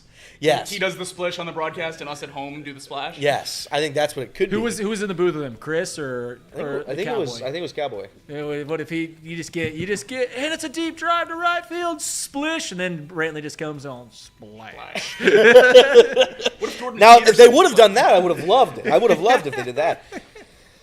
Moving on here, the Brady Singer 7 innings, allowing 2 earned runs, striking out 3. Series finale tonight, 7:40. Hunter Green versus Noah Cameron. Cameron, as I mentioned, 0.67 WHIP through 3 starts, a 0.93 ERA. Noah Cameron has the most millennial name, like Gen He does. Z He name does. ever. Like a TikToker. He sounds like he's on TikTok. Right, yeah. The Mariners, they blew out the Nationals 9-1. Nationals, good team. The Padres trailed 6-1 after the first inning.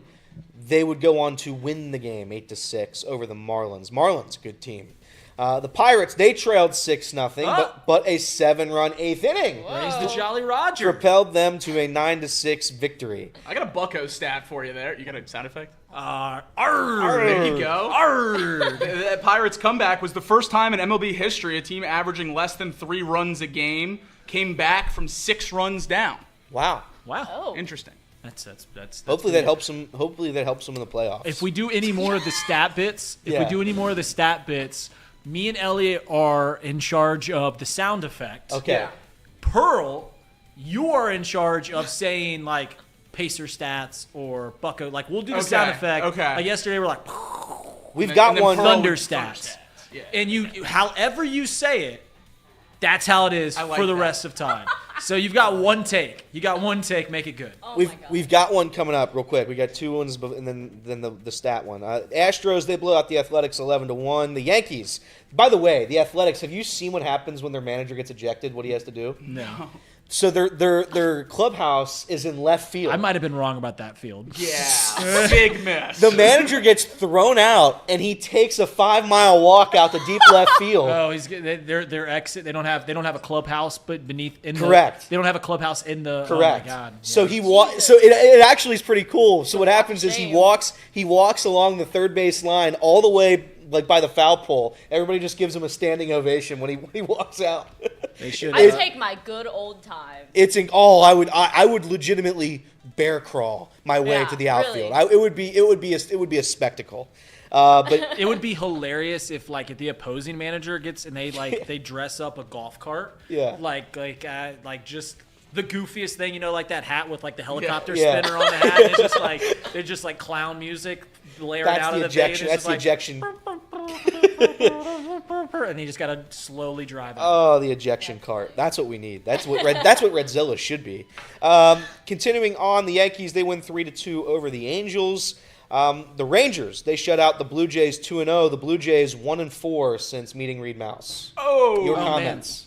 John Snyder, I'm sorry I tanked your season. I don't know if we ever exchanged names, but I was the guy that just asked who you were on hole 14 at whatever golf course I played at. I don't even know if it was hole 14. It was on the back nine, though. The Cub Legs, they walked off the Rockies in the 11th inning on a Matt Shaw single. Rockies stat, Jacob. So This is. We got to sound like a mountain here. What? How do you? I thought we were going to go how do you dinosaur because sound they've like got a mountain? dinosaur mascot. Dino? Isn't that that mascot, the dino? What Yeah. if like we did like an avalanche? Okay. Like Boom, boom, boom, boom, boom, boom, boom. Rocky stat? What? okay. You didn't say anything We'll get about better. that. We'll get That was better. good. That was You good. said. You said. After the sound we make effect, the, you got we to make the better. sound effect, and then you say Okay. Rocky stat. Okay. Try it again. Try it again. Like Oh, until okay. it comes I out. thought you were We'll try it saying again. just for We'll try it those. again. All It's right, we'll try it okay. again. All We'll try it again. Okay. Boom, boom, boom, boom, boom, boom, boom. Rocky stat. Yeah. There we go. The Yes. Rockies. Jacob just gave everyone a seizure with the camera switching. Had to get everyone involved. The Rockies have now lost 21 consecutive series dating back to last year. That is the longest series losing streak in MLB history. Tough place to play. It is a tough place to play for the old home team. Root for the home team, except they don't win there either. So It's listen. a shame. It is a real shame. It's a real shame. Strike one, two. Peanut brittle and Cracker Jack. Here's the thing. Everybody, I was wrong about the Rockies. It's unfortunate that I was this wrong about them, but I couldn't have been more wrong. Nobody's been more wrong ever at anything than me about the Rockies saying it's a tough place to play. Do they still have 9 wins? Are they 9-48? Yeah. What Exactly. is the record? 9-46. Oh my God. It's a good Tough. thing that you didn't fight hard for the Rockies. No, take. no, no. Like you took that one and you're just like, I think I'm right. Like that was the end of it. Yeah. Like, it was Didn't just double one- down. Tough place to play. Reds wouldn't want to play there 162 games. I stand by it. Moving 21 over to consecutive series. Moving over to the Brewers, they also won an extra innings yesterday, 5-1, a walk-off Christian Yelich grand slam to beat the Red Sox in extras. The Mets 6-4 over the White Sox. Twins, they take care of the Rays 4-2. Phillies shut out the Braves 2-0, and I guess the positive news, X-rays did come back negative for Bryce Harper after a fastball hit his surgically repaired elbow. Bryce Harper, maybe not a guy that's turned around like his public image more than anybody in Major League Baseball. Like he was hated for like 6 years, 7 years, and even when he first went to Philadelphia, and I feel like people are just like, all right, this is cool now. Like I guess if you're just that good for that long, we're just like, all right, we're cool with it now. He's pretty cool. Yeah, Bryce Harper rocks. Christian Yelich at the walk-off grand slam. He's my most hated player in Major League Baseball. Really? I hate Christian Yelich. Well, Why? without a doubt, because he's a Brewer and he's just killed the Reds for a decade. And I thought that would Well, that's mean how I you feel like about him. your Cubs. Oh, no. So I'm not a Christian Yelich guy either. I But just want him to win a home run derby. Nah. Pardon my take reference. The Cardinals, they win 7-4 over the Orioles. So the whole division won. And finally, you have Shohei Ohtani quietly having a great season. 3 home I runs. didn't hear that take yesterday. 3 home runs in 3 days. I was out of it when you said it yesterday. I obviously piled on once you were done saying it and Jacob started going on, because that's what I do. I just pile on top. That's But insane. you just said quietly. Is that what he said? Quietly, under the radar, Shohei Ohtani, guy no one's ever heard of.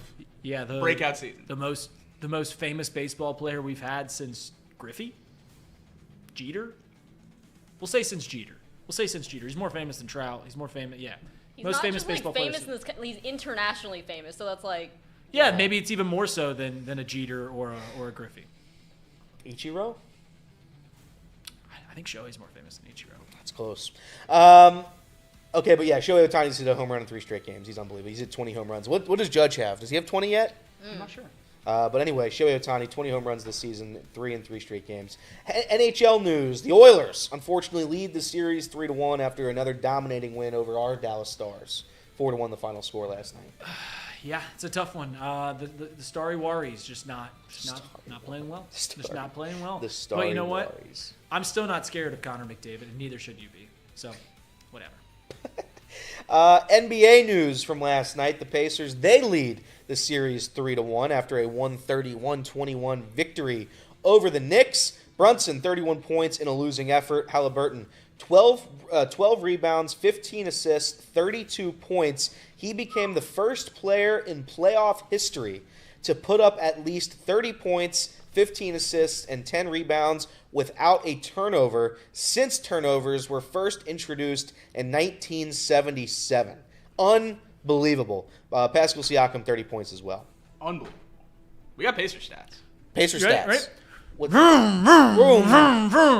Pacer stats. Pacer sound. stats. That's right. There That's we great. go. I love that. I love that. Elliot mentioned that Halliburton was the first 30, 15, and 10 with no turnovers in playoff history. He was also the first 30, 15, and 10 with 5 threes made in NBA history without a turnover. That includes the regular season. So in the entirety of the league, Halliburton now has 11 career games with 15 assists and 0 turnovers. He's been on the Pacers for 3 years, was on the Kings 2 years before that. He trails only Chris Paul and John Stockton in NBA history. Chris Paul has 13, Stockton has 14. So only needs 3 more to tie that NBA record, 15 assists, 0 turnovers in a game. And then defensively, Aaron Nesmith sprained his ankle in Game 3, was questionable in Game 4. He proceeded to play 30 minutes and guard Jalen Brunson 94 feet the entire game. Brunson finished the game with 31 points, but when primarily guarded by Nesmith for 30 minutes of the game, he was 3 of 13 from the field and only scored 10 points. It was the best individual defensive performance on Jalen Brunson all season long. Tyrese Halliburton also became the first player in NBA history to record 20 points, 10 assists, 9 rebounds, and 0 turnovers in a single half. One word to describe Tyrese Halliburton. Quick. Overrated. Yeah. I'll that's go what with everyone superstar. got. Okay. Pearl, you got one? I do not. Okay. I just didn't want to leave her Sorry, out. I just didn't want to leave her out. We're dead. To be fair, I also had nothing. So Okay. I don't- thought you were going to pick up the overrated bit. No. Last one. Players to record. I like 15. Halliburton. You got another one? Yeah, last one. Room. Who? It's a Pacer stat. Oh, Pacer stat. It's I Pacer did not stat. get that for a second. I was like, cars. The Pacers. Players to record Oh. 15, 5, and 5 in one playoff quarter. LeBron James, Tyrese Halliburton. Pretty good list. It's pretty good. Overrated. Pretty good list. It's an overrated list. When we going to start the Tyrese Halliburton's better than Jordan talk? God, it's already Pretty soon. It's already exhausting. What else we got in Well, headlines? my I did final 2 segments on that yesterday on ESPN, middle of the conference finals. My final headline is something that Jacob did mention yesterday, and I don't know if it's official. The SEC did announce that they are going to get out of the NCAA in like 2029, They right? did not. The commissioner of the SEC did say that. He said they're looking into it, Okay. which they've been looking into for years. I saw an article that said that was like a done deal. It won't happen unless they can figure out how to separate football from the other sports. Because you're not going to sacrifice March Madness. You're not going to sacrifice the College World Series. You're not going to sacrifice the Women's College World Series in Oklahoma. Like you lose. you lose also a lot. you also don't want to. Outside that alone, you don't want to have to run your own badminton tournament, Right. rifling tournament, Right. whatever other So, sports the NCAA runs. The only way that this is feasible is that football would secede from the schools, basically, and it would run their own thing, which I don't think is too out there. But we're at least a few years away from something like that happening. Fair enough. Yeah, I think it's inevitable. It'd be great if the NAIA could like just swoop in and steal the like. Wouldn't that be awesome if the NAIA like just been waiting in the shadows for like 5 decades ever since the NCAA out took the NAIA, and they're just like, all right, we're gonna steal the biggest football conferences. You can do whatever you want. Just please call it the NAIA. You can do whatever you want. But and end of headlines? End of headlines. All right. Well, that was good. And that's a good way to lead off the show. We got 2 more hours of content coming up for you. We're going to talk about the Reds win, 7-2. Are the bats heating up? We're going to grade some off-season moves. And I've got a question. What do the Reds do if they get to the trade deadline and they're kind of sitting right where they want to be? That and more on 1410 Wing AM.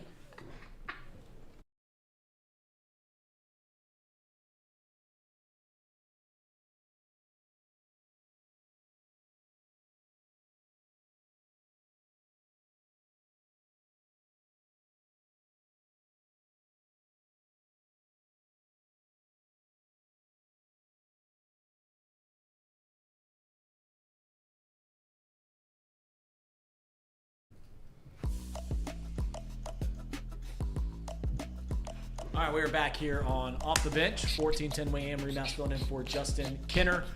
We actually got through 6 segments because I got a topic for the 6th segment. I always do. You always plan for it. We always figure it out at the end of it all. Normally the Red segments go a little longer.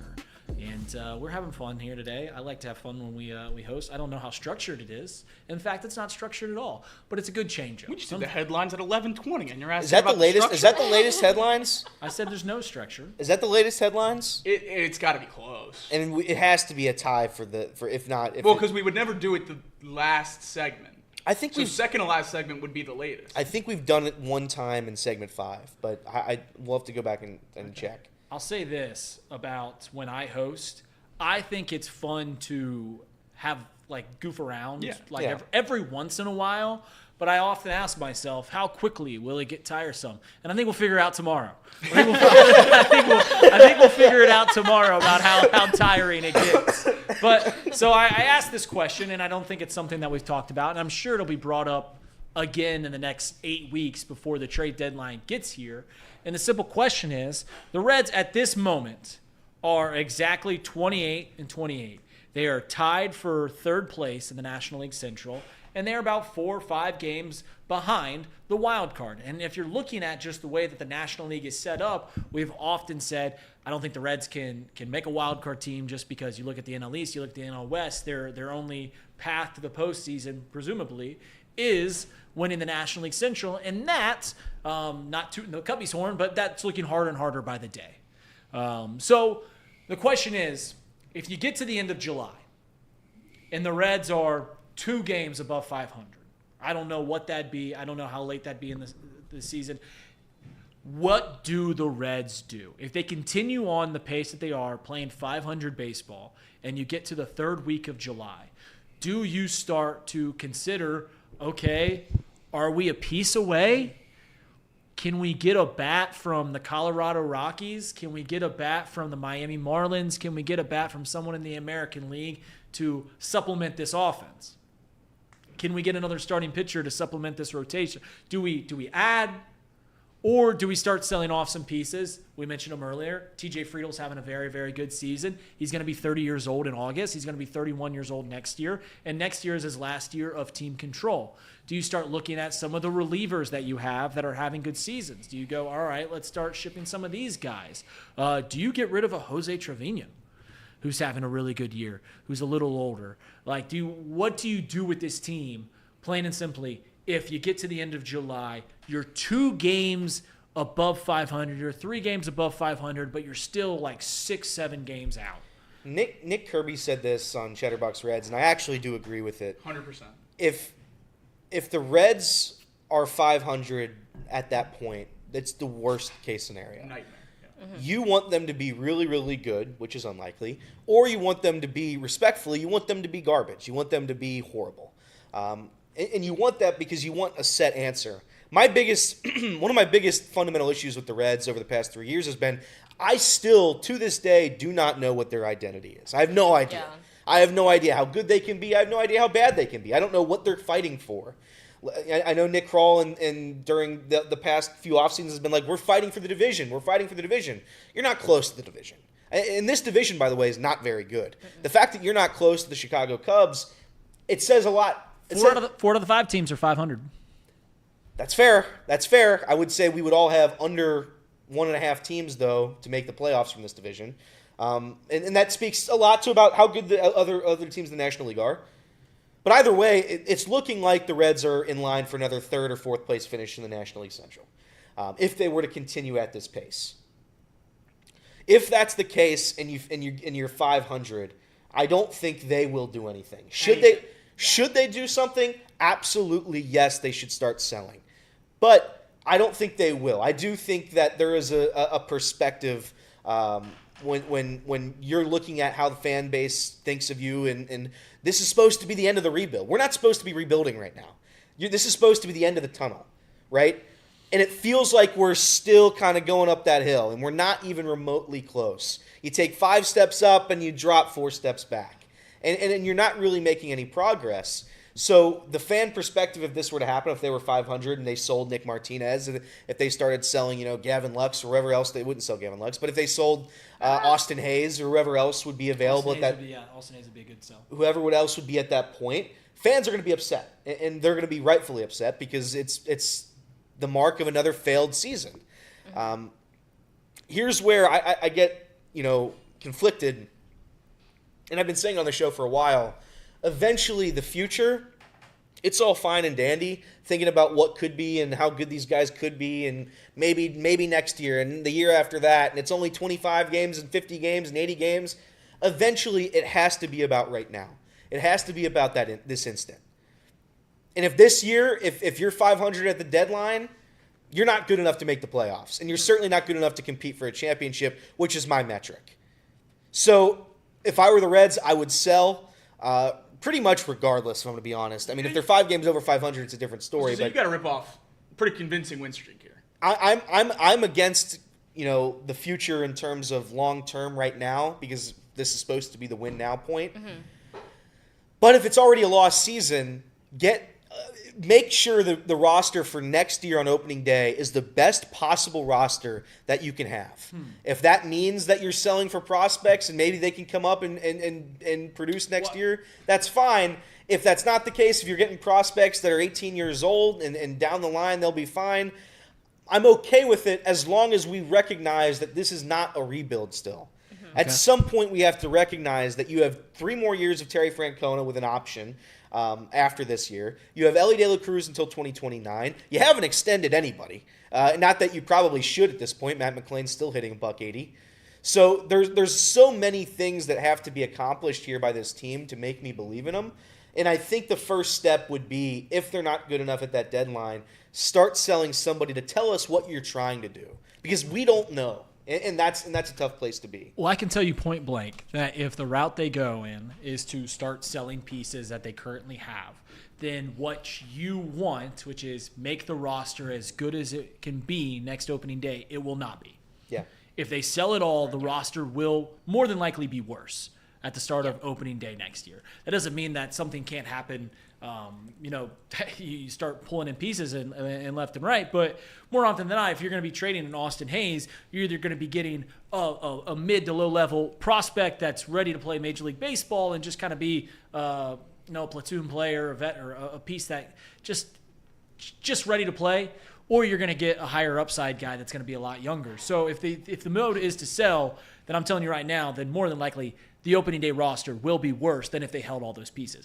With the case of other than Austin Hayes, because Austin Hayes more than likely won't be here next year's. Nick Martinez. I guess you're right. There's a lot of guys. I think Trevino and Friedel are here next year. No, you just extended Trevino, so I don't think that would necessarily be something that they would consider. But Friedel for 1 year, I'd trade him. Look, if the Reds don't go on a 2023 12-game win streak, I'm going to have a hard time being sold on them being anything but sellers.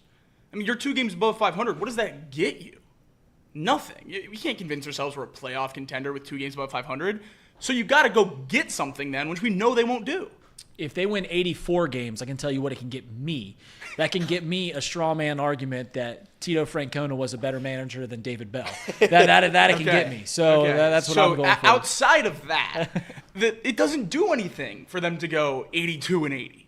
So if they're 2 games above 500 and 6 games back of the wild card and 7 games back of the division, who cares that they're above 500? I would still tear it down and try to figure out a way to get better for next season. And, maybe it's not the best roster possible on opening day next year, but it's your best chance to win a World Series at some point in our lifetime, and that's all we all care about. So, Pearl, you were about to say something, I think, a second ago, or did I interrupt you? No? No, you're good. I don't know.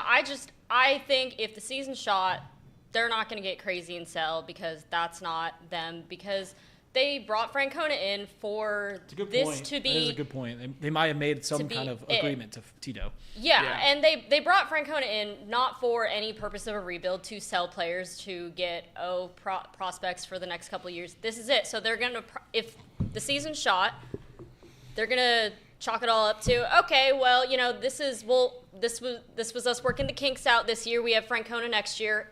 It'll be next year. That's what they're gonna chalk it up to be, and maybe they'll make a move or two in the offseason, but I don't foresee them selling a bunch if the season's shot at the deadline. I think my big worry is it feels like the front office, kind of like you said, bringing in Francona and the bits and pieces they've added, felt like this was pseudo all in. They added this. They were trying to win this year. Certainly competing more. Right. Yeah. So and you're marking the end of the rebuild, and the fan base is all right there too. I mean, we were sold 2025 3 years ago as the point that we're going to try to start winning.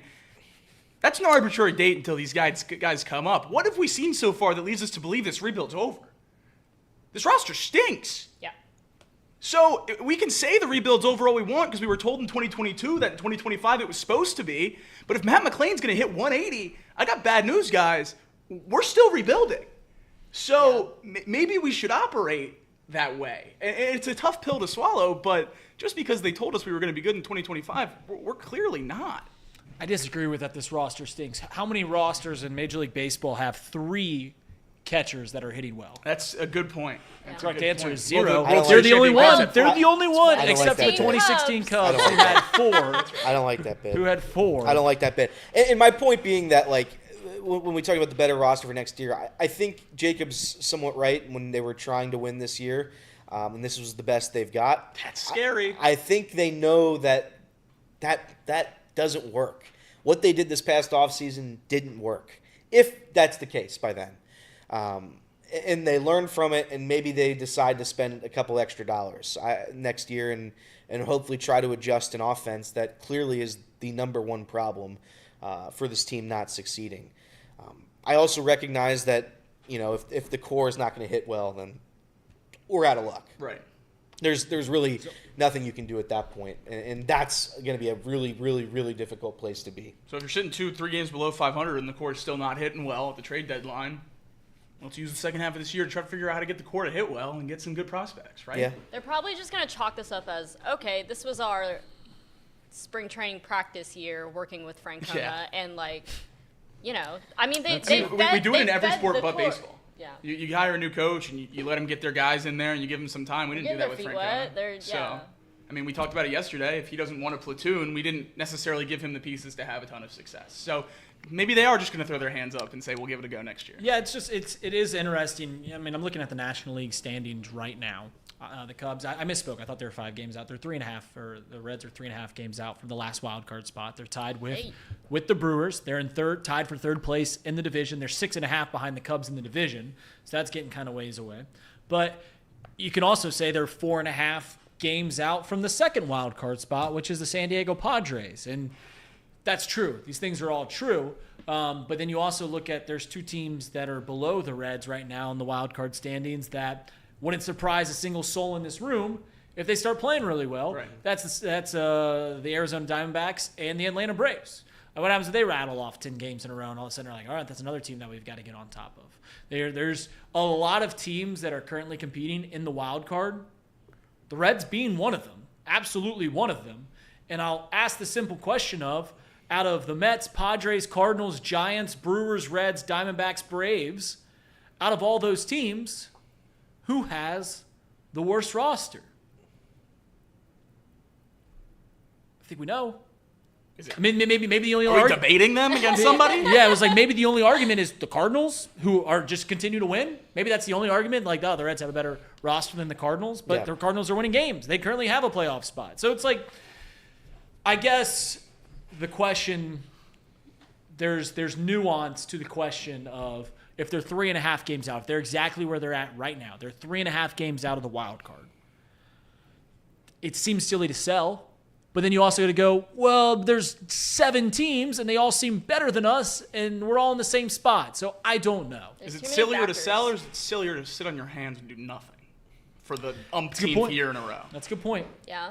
There's going to be a lot of questions. Luckily, there will be another 8 weeks of baseball so you can better understand what we have. Yeah. We know more about this team right now than we did 2 weeks ago. We know more about this team right now than we did a month ago. We know more about this team than we did 6 weeks ago. And we'll know more about this team in 6 weeks. Whether there's an injury, whether there's a guy coming back, whether there's a guy heating up, whether there's a guy hasn't played well in a month. Whatever we'll know more about this team in the middle of July than we will right now. So while it is a fun thought experiment, we just got to let the cards play out. You did the poker analogy yesterday. We're all at the table right now. We've all got our hands, and while some hands look better than others, we've got to see the flop. We got to see the turn. We got to see the river. Hope we get a blackjack. That's right. Let's play that sports ball. That's right. You playing banker or player? Who's got craps? Come on, 7s, 11s. Right. Let's go. That's right. All right, guys, that does it for us here on Off the Bench on the radio side. I think Elliot's going to dip out here on the YouTube side, but we thank you so much for being in here. I think it's just going to be me and Jacob tomorrow in the room, but yeah, let's go. Let's rock and roll. Crip it and rip it, if you will. Crip it with I think there's a chance. I think there's a chance Elliot's here. I think there's a chance Elliot's going to fight to be here tomorrow. So we'll see. Well, that'd be a joyous surprise. It would be joyous. It would be joyous. We got a fun chat, and this is how we'll end the show because I like the chats. Yeah. I like the chats. This one comes from AJ Worse. He says, the Cubs fan from Hamilton, Reed is a dork. At least you spelled your name right. There was a super chat in here too we didn't say today. Hold on. You got the super chat real I quick? got it. Alex Unzer Bauman, member for 18 months. Thank you, Alex. Ian Jabot is the X factor on this roster. That's right. There you go. And that he is. That he is. Ian Jabot, the X factor. We're going to define X factors and more on the YouTube side. Thank you so much for listening here on 1410 Wing AM. We'll be back tomorrow.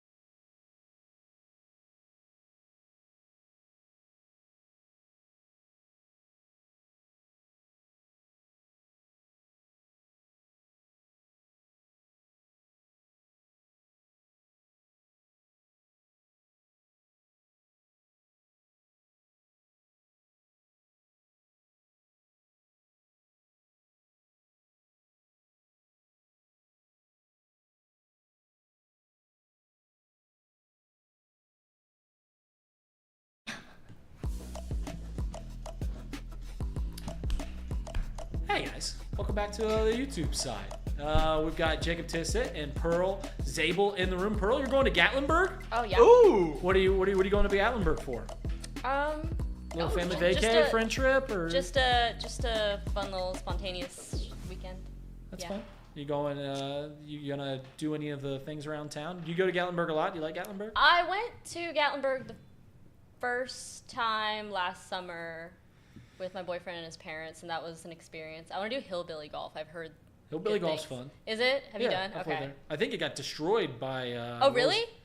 I think it's gone. Whatever that What? was. Unless they rebuilt it. I think I they don't rebuilt know. The original course, I believe, is all gone. Oh, really? Was it an avalanche? Yeah. Or was it a Yo, fire? that's Was it a fire? crazy. I thought it was an avalanche. Maybe it was a forest fire. Was it a forest fire? Someone who's a big Gatlinburg people Put it in there. I've been to Gatlinburg in 5 years. I like Gatlinburg. It's a lot of I've fun. heard somebody said Anarchy. Alex said it's not gone, and it Oh. was a fire. Oh. Nice. So good, I guess. Yeah. Those Anarchista, Ober Gatlinburg, those places are fun. Those are family friendly. My wife, her family, that's where we would go on trips. I went to Gatlinburg like 5 straight years with her. Oh, wow. And I don't speak up around like it's your family's vacation. Like when it was like the 5th year, I was like, "Can we go somewhere else?" like Gatlinburg's a lot of fun. Yeah. But like you've been there a few times, you've seen most of it. But Yeah. it is a lot of fun. Nice cabin up in the woods. That'll be fun. We got an Airbnb like basically right in the Smokies. Yeah. So There you that'll go. be fun. You a hiker? You gonna go any hikes? I'm gonna, but You're not a hiker. my boyfriend is. Okay. So we'll see about that. I got roped into. I was like 19 at the time, so I didn't care. But I got roped into like a 20-mile hike. Oh my Nice. God. It was like 9 out, 9 back. Nice. And it took like all day. It Oh was, my God. It was to the Bunyan, I don't know.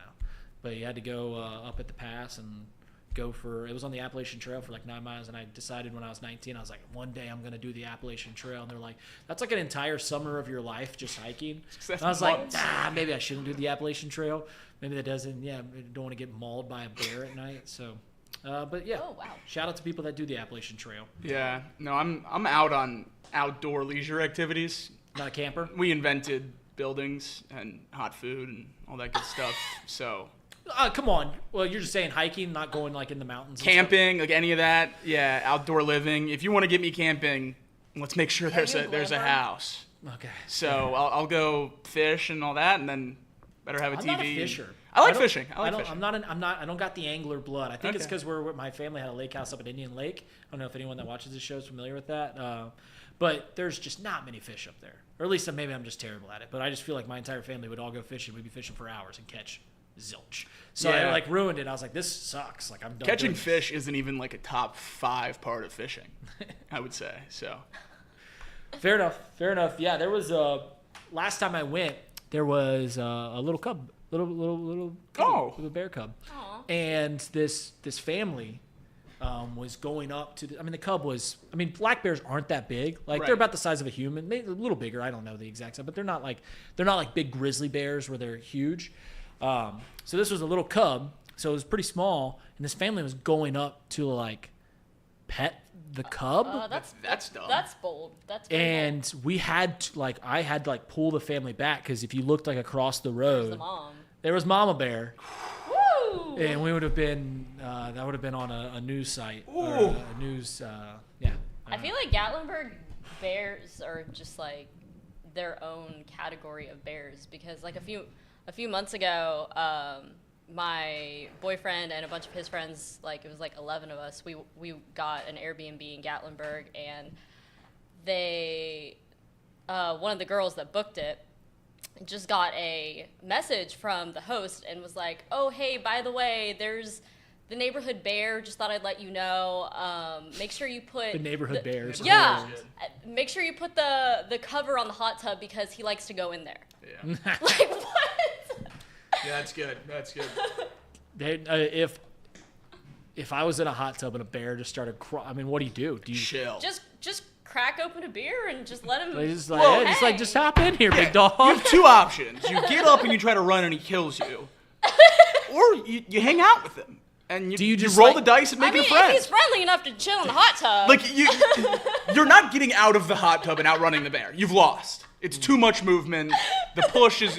You gotta make friends with him. Plus, it's gonna be slick. You're gonna Is slip it? Right. and fall. And also, you'll look way cooler if you get mauled, not like screaming and running, just look hanging cool. out with him in the tub. Right, he might be impressed if you hold your breath. I was Yeah. like, dude, you can hold your breath in a hot tub for like a full minute. And he's That's like, watch pretty me, and you drown the bear.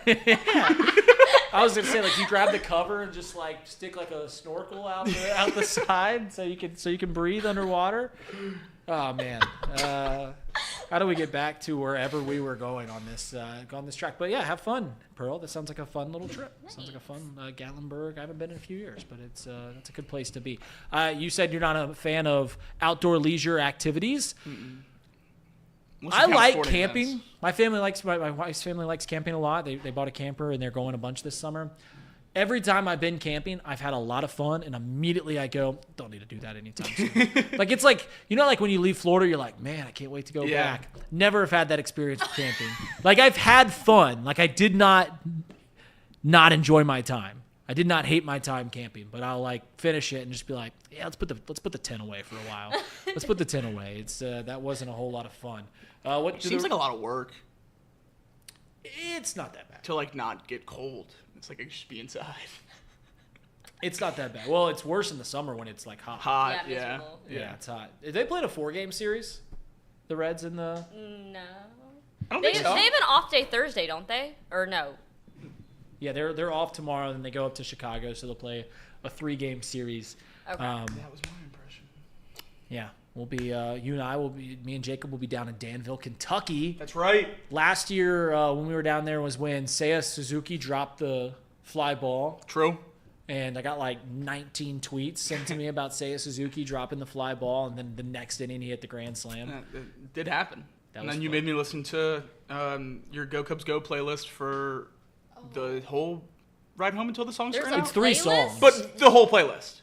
Yeah, it is. Yeah. There's you don't have to say how many songs it is. It makes it sound funnier if you don't. I have a Cubs playlist, and there's 3 songs about the Cubs, and I play them all. We get in the car at 11 p.m. to drive back from Danville, Kentucky, and he's like, Cubs did win today, so we are going to have to listen to these 3 songs first. Oh, my God. It's a good bit. It is a good bit. I used to, during the Cubs playoff runs when I was in college, I'd play them throughout the dorm. Nice. Like, all day, just 3 songs. And one of them is about how terrible it is being a Cubs fan. Yeah. Like, one of them is like about a guy who's dying, and he's like, I can't Let my wait casket down. He's just like, yeah, bury me in Wrigley Field, but like, I can't wait to not be a Cubs fan anymore. So it's a very depressing song. But yeah, the Cubs did not. You guys talk about the Reds not advancing in the postseason for 30 years now. The Cubs did not advance in the postseason from 1908 to 2003. 95 years without advancing in the postseason. So we're close. Isn't that fun? Yeah, and Just about halfway there. what would you have to do? You'd have to go until 2095. Yeah. I'd Or rather if we didn't. 2001, not 7 more years. I'm just waiting on the day I can change my phone password. My phone password is 1990 from the last year the Reds won the World Series. So Man, there's 77 people in here watching right now that know how to get into Pearl nobody's gonna. Zabel's It's phone. fine. They know how to get into Pearl Zabel's Can't leave that phone. thing laying around anymore. I know. Right. Yeah, so people start snooping around. But you know what? All right, I was gonna say, what else we got for the day? Is what NBA going on tonight? We got Thunder Timberwolves Game 5. 2-1, right? It is 3-1. Man, all the series are in 3-1. What's the Hockey and basketball, all the series all are 3-1. 4 series are 3-1. And I said last Will night, one of them make it? Will Yes. one of them turn it around? Yes. You stop being cynical about the Knicks and the Pacers. it's Timberwolves. Oh, you think the Wolves? Ant Edwards, I mean, I think they have the best chance out of any of the teams down 3-1. Just So- because Ant can take over. So on this segment of the show yesterday, I made fun of Joe Burrow for lying about how he doesn't dress up. He's like, I don't dress up. I don't do the whole dress up thing. You're like, Joe, what are you doing?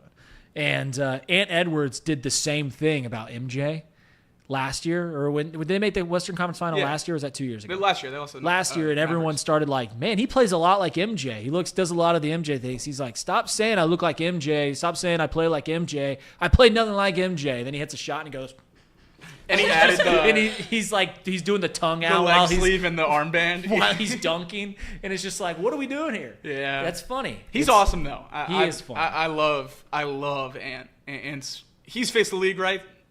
Up and coming next after this old group goes. We have to be a big J sports journalist national talk show at some point and talk about who the face of the league of the NBA is going to be when LeBron retires. See, how many faces of the league have there been in the NBA?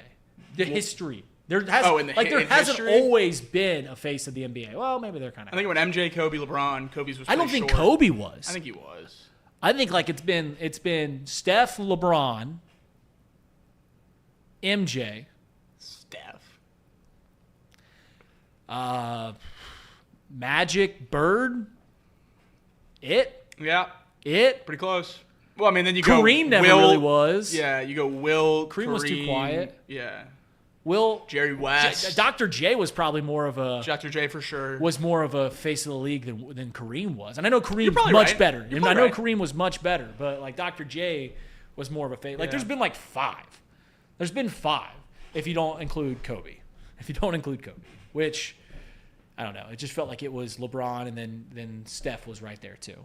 Steph when he started popping off. So. I was more saying you don't start LeBron until like 06, and then you give Kobe. Okay, so you're saying those Kobe like the 6 years, early 2000s. Okay. Which is before his championships. So I guess that's. Well, he won. I mean the 3-peat with Shaq, but I mean the alone one. Yeah, and has there ever been a big man? Oh, has there ever been a big man that's been the face of the league? It's always been guards. Forwards.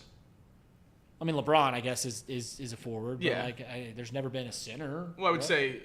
Like if we're not Will considering Kareem, Yeah. maybe Will. So once again. yeah, I guess the not. NBA wasn't very popular until the 70s. Can you in the modern NBA win a championship with the guard as your best player? I don't know. We haven't seen it in a long time. We will find out. When? I don't know. Yeah, I guess we'll find out this year.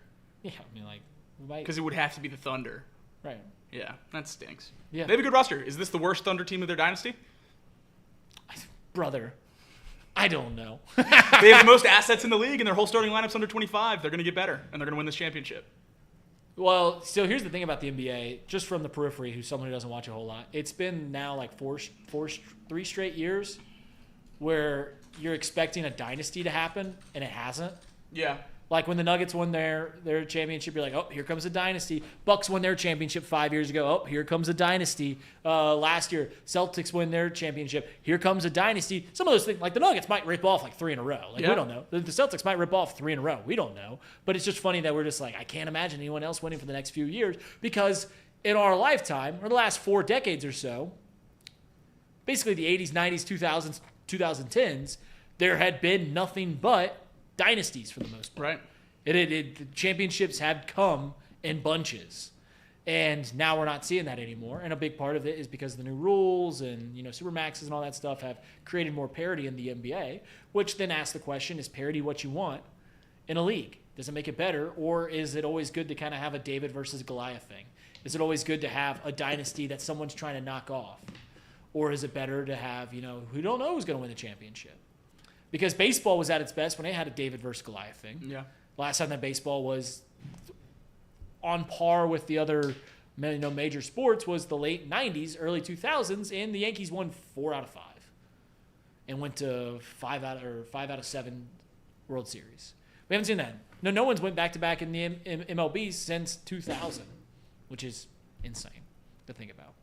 And it's always the sport that we always talk about how it's got the worst parity problem. And it's like, well, it kind of seems like it has at least 7 championship years, wise. 7 different champions. Right. It's a long time. Right. It kind of seems like they've got a pretty decent parity. But, oh well. I do think it's unique that, in the NBA fans were so loud against hating dynasties and wanting parity. And now I think they're louder, or at least equally as loud, about how much they hate parity and they want the big stars back. I don't know. NBA discourse is distantly the weirdest discourse to me in sports media, on social media, all of the above. It seems like it's the most toxic by a pretty considerable margin between all the major sports. Aaron Amlin says, in my opinion, the 2023 MLB playoffs were fun and the World Series was cool because it was 2 under-the-radar teams. Did you like last year's World Series or 2 years ago's World Series? Did you like the Diamondbacks Rangers or did you like the big names, the Yankees Dodgers? I'll tell you I like Diamondbacks Rangers, but I guarantee you I watched more Yankees Dodgers games. It did have... I didn't dislike the 2023 World Series. It didn't feel like must-watch television. No. Last year's Dodgers Yankees felt like must-watch television. Yeah. Truly did. No, you're right. It felt like appointment. We're Dodgers fans this year. They gotta go back to back, man. I don't know. We need it. I like my Cleveland. No, we mapped this out a while ago. The only way we think we're gonna get a salary cap is if the Dodgers win like 2 in a row. Okay. Because if you can pour $1 million, $300 million, $500 million in and not win, then what do they have to change? That's true. So you're rooting for the lesser of 2 evils here. Okay. To give us a chance of keeping Elly. I support. Did it again. Elliot. There he is. Yeah, there's got to be a problem. And right, we need the problem to become undeniable. Yeah, there's plausible deniability when it comes to, is there a problem in the MLB? Which, like, baseball, more than the other sports, I guess, does like, if you spend a lot of money, you'll be there. Yeah. Like, other than the Angels, who just seem to spend it in the wrong spot every time. But, like, the Yankees and the Dodgers are always there. The Red Sox, a lot of the times, are there. Like, the more money you spend, it gives you a much better shot. It's just we haven't seen that culminate in championships. We've also never seen a team spend like the Dodgers spend right now. So, like, that's... And they're not even spending until It's deferred. It's all 2040. deferred.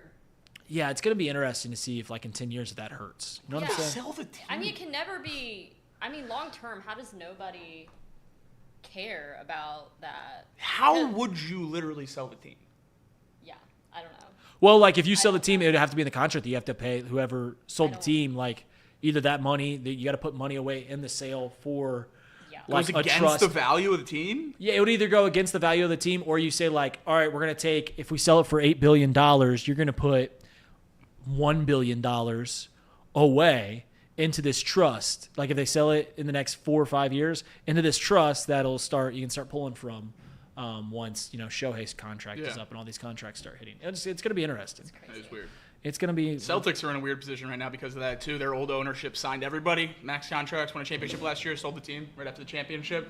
Their new owner said he doesn't really have any way to pay the luxury tax. He's not interested in keeping this roster. So they, even though they're really good and they have all these guys locked up, they have to do some major roster changes this offseason because the old owner got these massive contracts that are unsustainable. Maybe Brad Stevens will finally take that college job. Maybe Indiana? maybe he'll finally just go like, I'm done with this. I'm in a bad spot. So Being the best GM in the NBA and leading the second most historic franchise in the professional sport is not a great place to be. You want to go back to Indiana, Bloomington. where do you think how long away do you think we are from MLB expansion? We haven't seen major expansion in any of the three sports in 20 years. We saw the Bobcats. 2003 was the Texans. Yeah, and it's been 98 since baseball. From the 60s to 2000, all three sports expanded. Then they got to like a set number around 30 or 32, and they're just like, we're cool here. We're good here. Do you think that we'll see MLB or NFL expansion first? I don't think you'll see NFL expansion for a while. I think MLB wants to expand. I Yeah. don't think NFL wants to. I think they're cool where they're at. Yeah, I don't think you'll see NFL. The only thing that could have pushed the NFL to expanding was if they couldn't find a team to move to Vegas. If Vegas was left open, I think that could have, vaulted the NFL into expanding. But I think the question you got to ask with the NFL is there a talent pool big enough to expand? Yeah, there will be. You think you could have an expansion roster and a team be competitive right away? Well, Golden Knights got expanded in the NHL, and they were in the Well, Stanley you Cup know how 2 expansion years. drafts work, Well, you can right? protect 8 or 9 players. Yeah, you can. Well, that's how the NBA does it. I don't know how NFL Yeah, I does it. mean, there would be some sort of Protection. yeah. There's some. I don't know how they did it with the Texans, but there would be. You look at it like I think in baseball it's maybe like 20 guys. Like you protect 20 guys on your entire franchise, and so like if you think about it, like the Reds would protect guys like Cam Collier, like Chase Yeah. Burns, guys that aren't even anywhere near Major League Baseball. So you could start plucking, older veterans and all these pieces. I think the Tampa Bay Devil Rays, when they started in '98, their team was so old. Like it was like Fred McGriff, Wade Boggs, Jose Canseco, and they're just like, we're just gonna get big names here and we're gonna see what happens. And yeah, it just turned out that it didn't work out for like 15 years. I think 32 is a tough number to work with too, because you have to get to 36 for baseball. No, for NFL. Oh.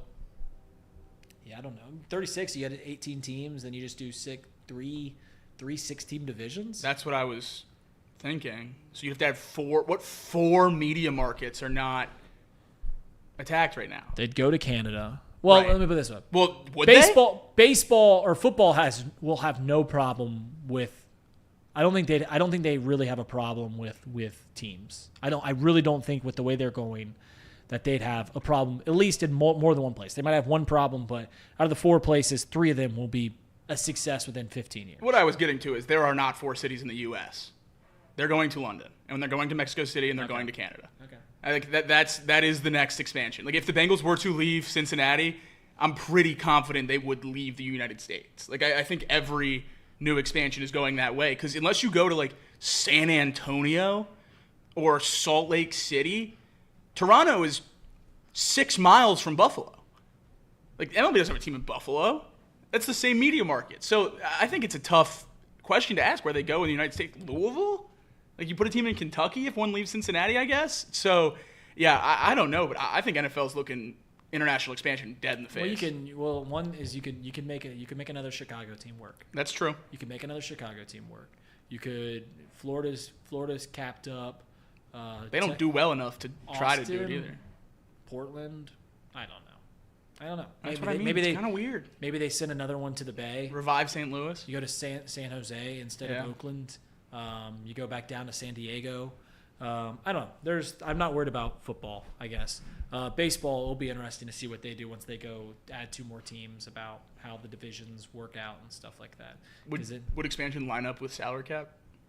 And then that's how you deal with Alex Wallace said once Tampa Bay is settled, then the MLB will expand, which makes a lot of sense. Like, they need a stadium. Yeah. Tampa doesn't know what the heck's going to happen. Like, I don't think anyone in Tampa knows what's going to happen, whether it's going to be in St. Pete, whether it's going to be in Tampa, whether it's going to be somewhere else. I know Orlando really, really wants a team. Like, they've generated a lot of money.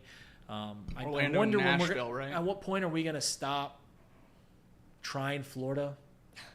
It's pretty clear that even though the entire state is booming population-wise, which when I was in Florida, let me nerd out here for a second, but even though it's booming population-wise, there's clearly so much stuff to do down there that sports isn't really at the top of their list. It just hasn't worked. So this was I heard a long adage about Florida about how people really didn't live there. There was cities and stuff like that. Obviously, people did live there, but it didn't boom in population until the invention of air conditioning. Yeah, that makes sense. In the current metropolitan area of Cincinnati is two something, like right around 2 million. The entire metropolitan area. If you look at the population of the state of Florida in 1970, it was 5 million. It's now like 40 million or whatever it is. Wow. But it's just crazy to think that in 1970, Florida was just 2 Cincinnatis, 2.5 Cincinnatis. Like, that's it's crazy. Just not a big. Just people didn't live there. Nashville has a big movement too, right? Yes, they do. All right, we've got to wrap this bad boy up. We doing box lunch? We don't I have feel to. like we just did it for 30 minutes. We'll do something. We'll play Quiplash or something like that. See you guys. We'll be back tomorrow. Pearl, enjoy your trip. Yes. Great. It was a great day. Go Reds, I guess. There we go. We'll clip that.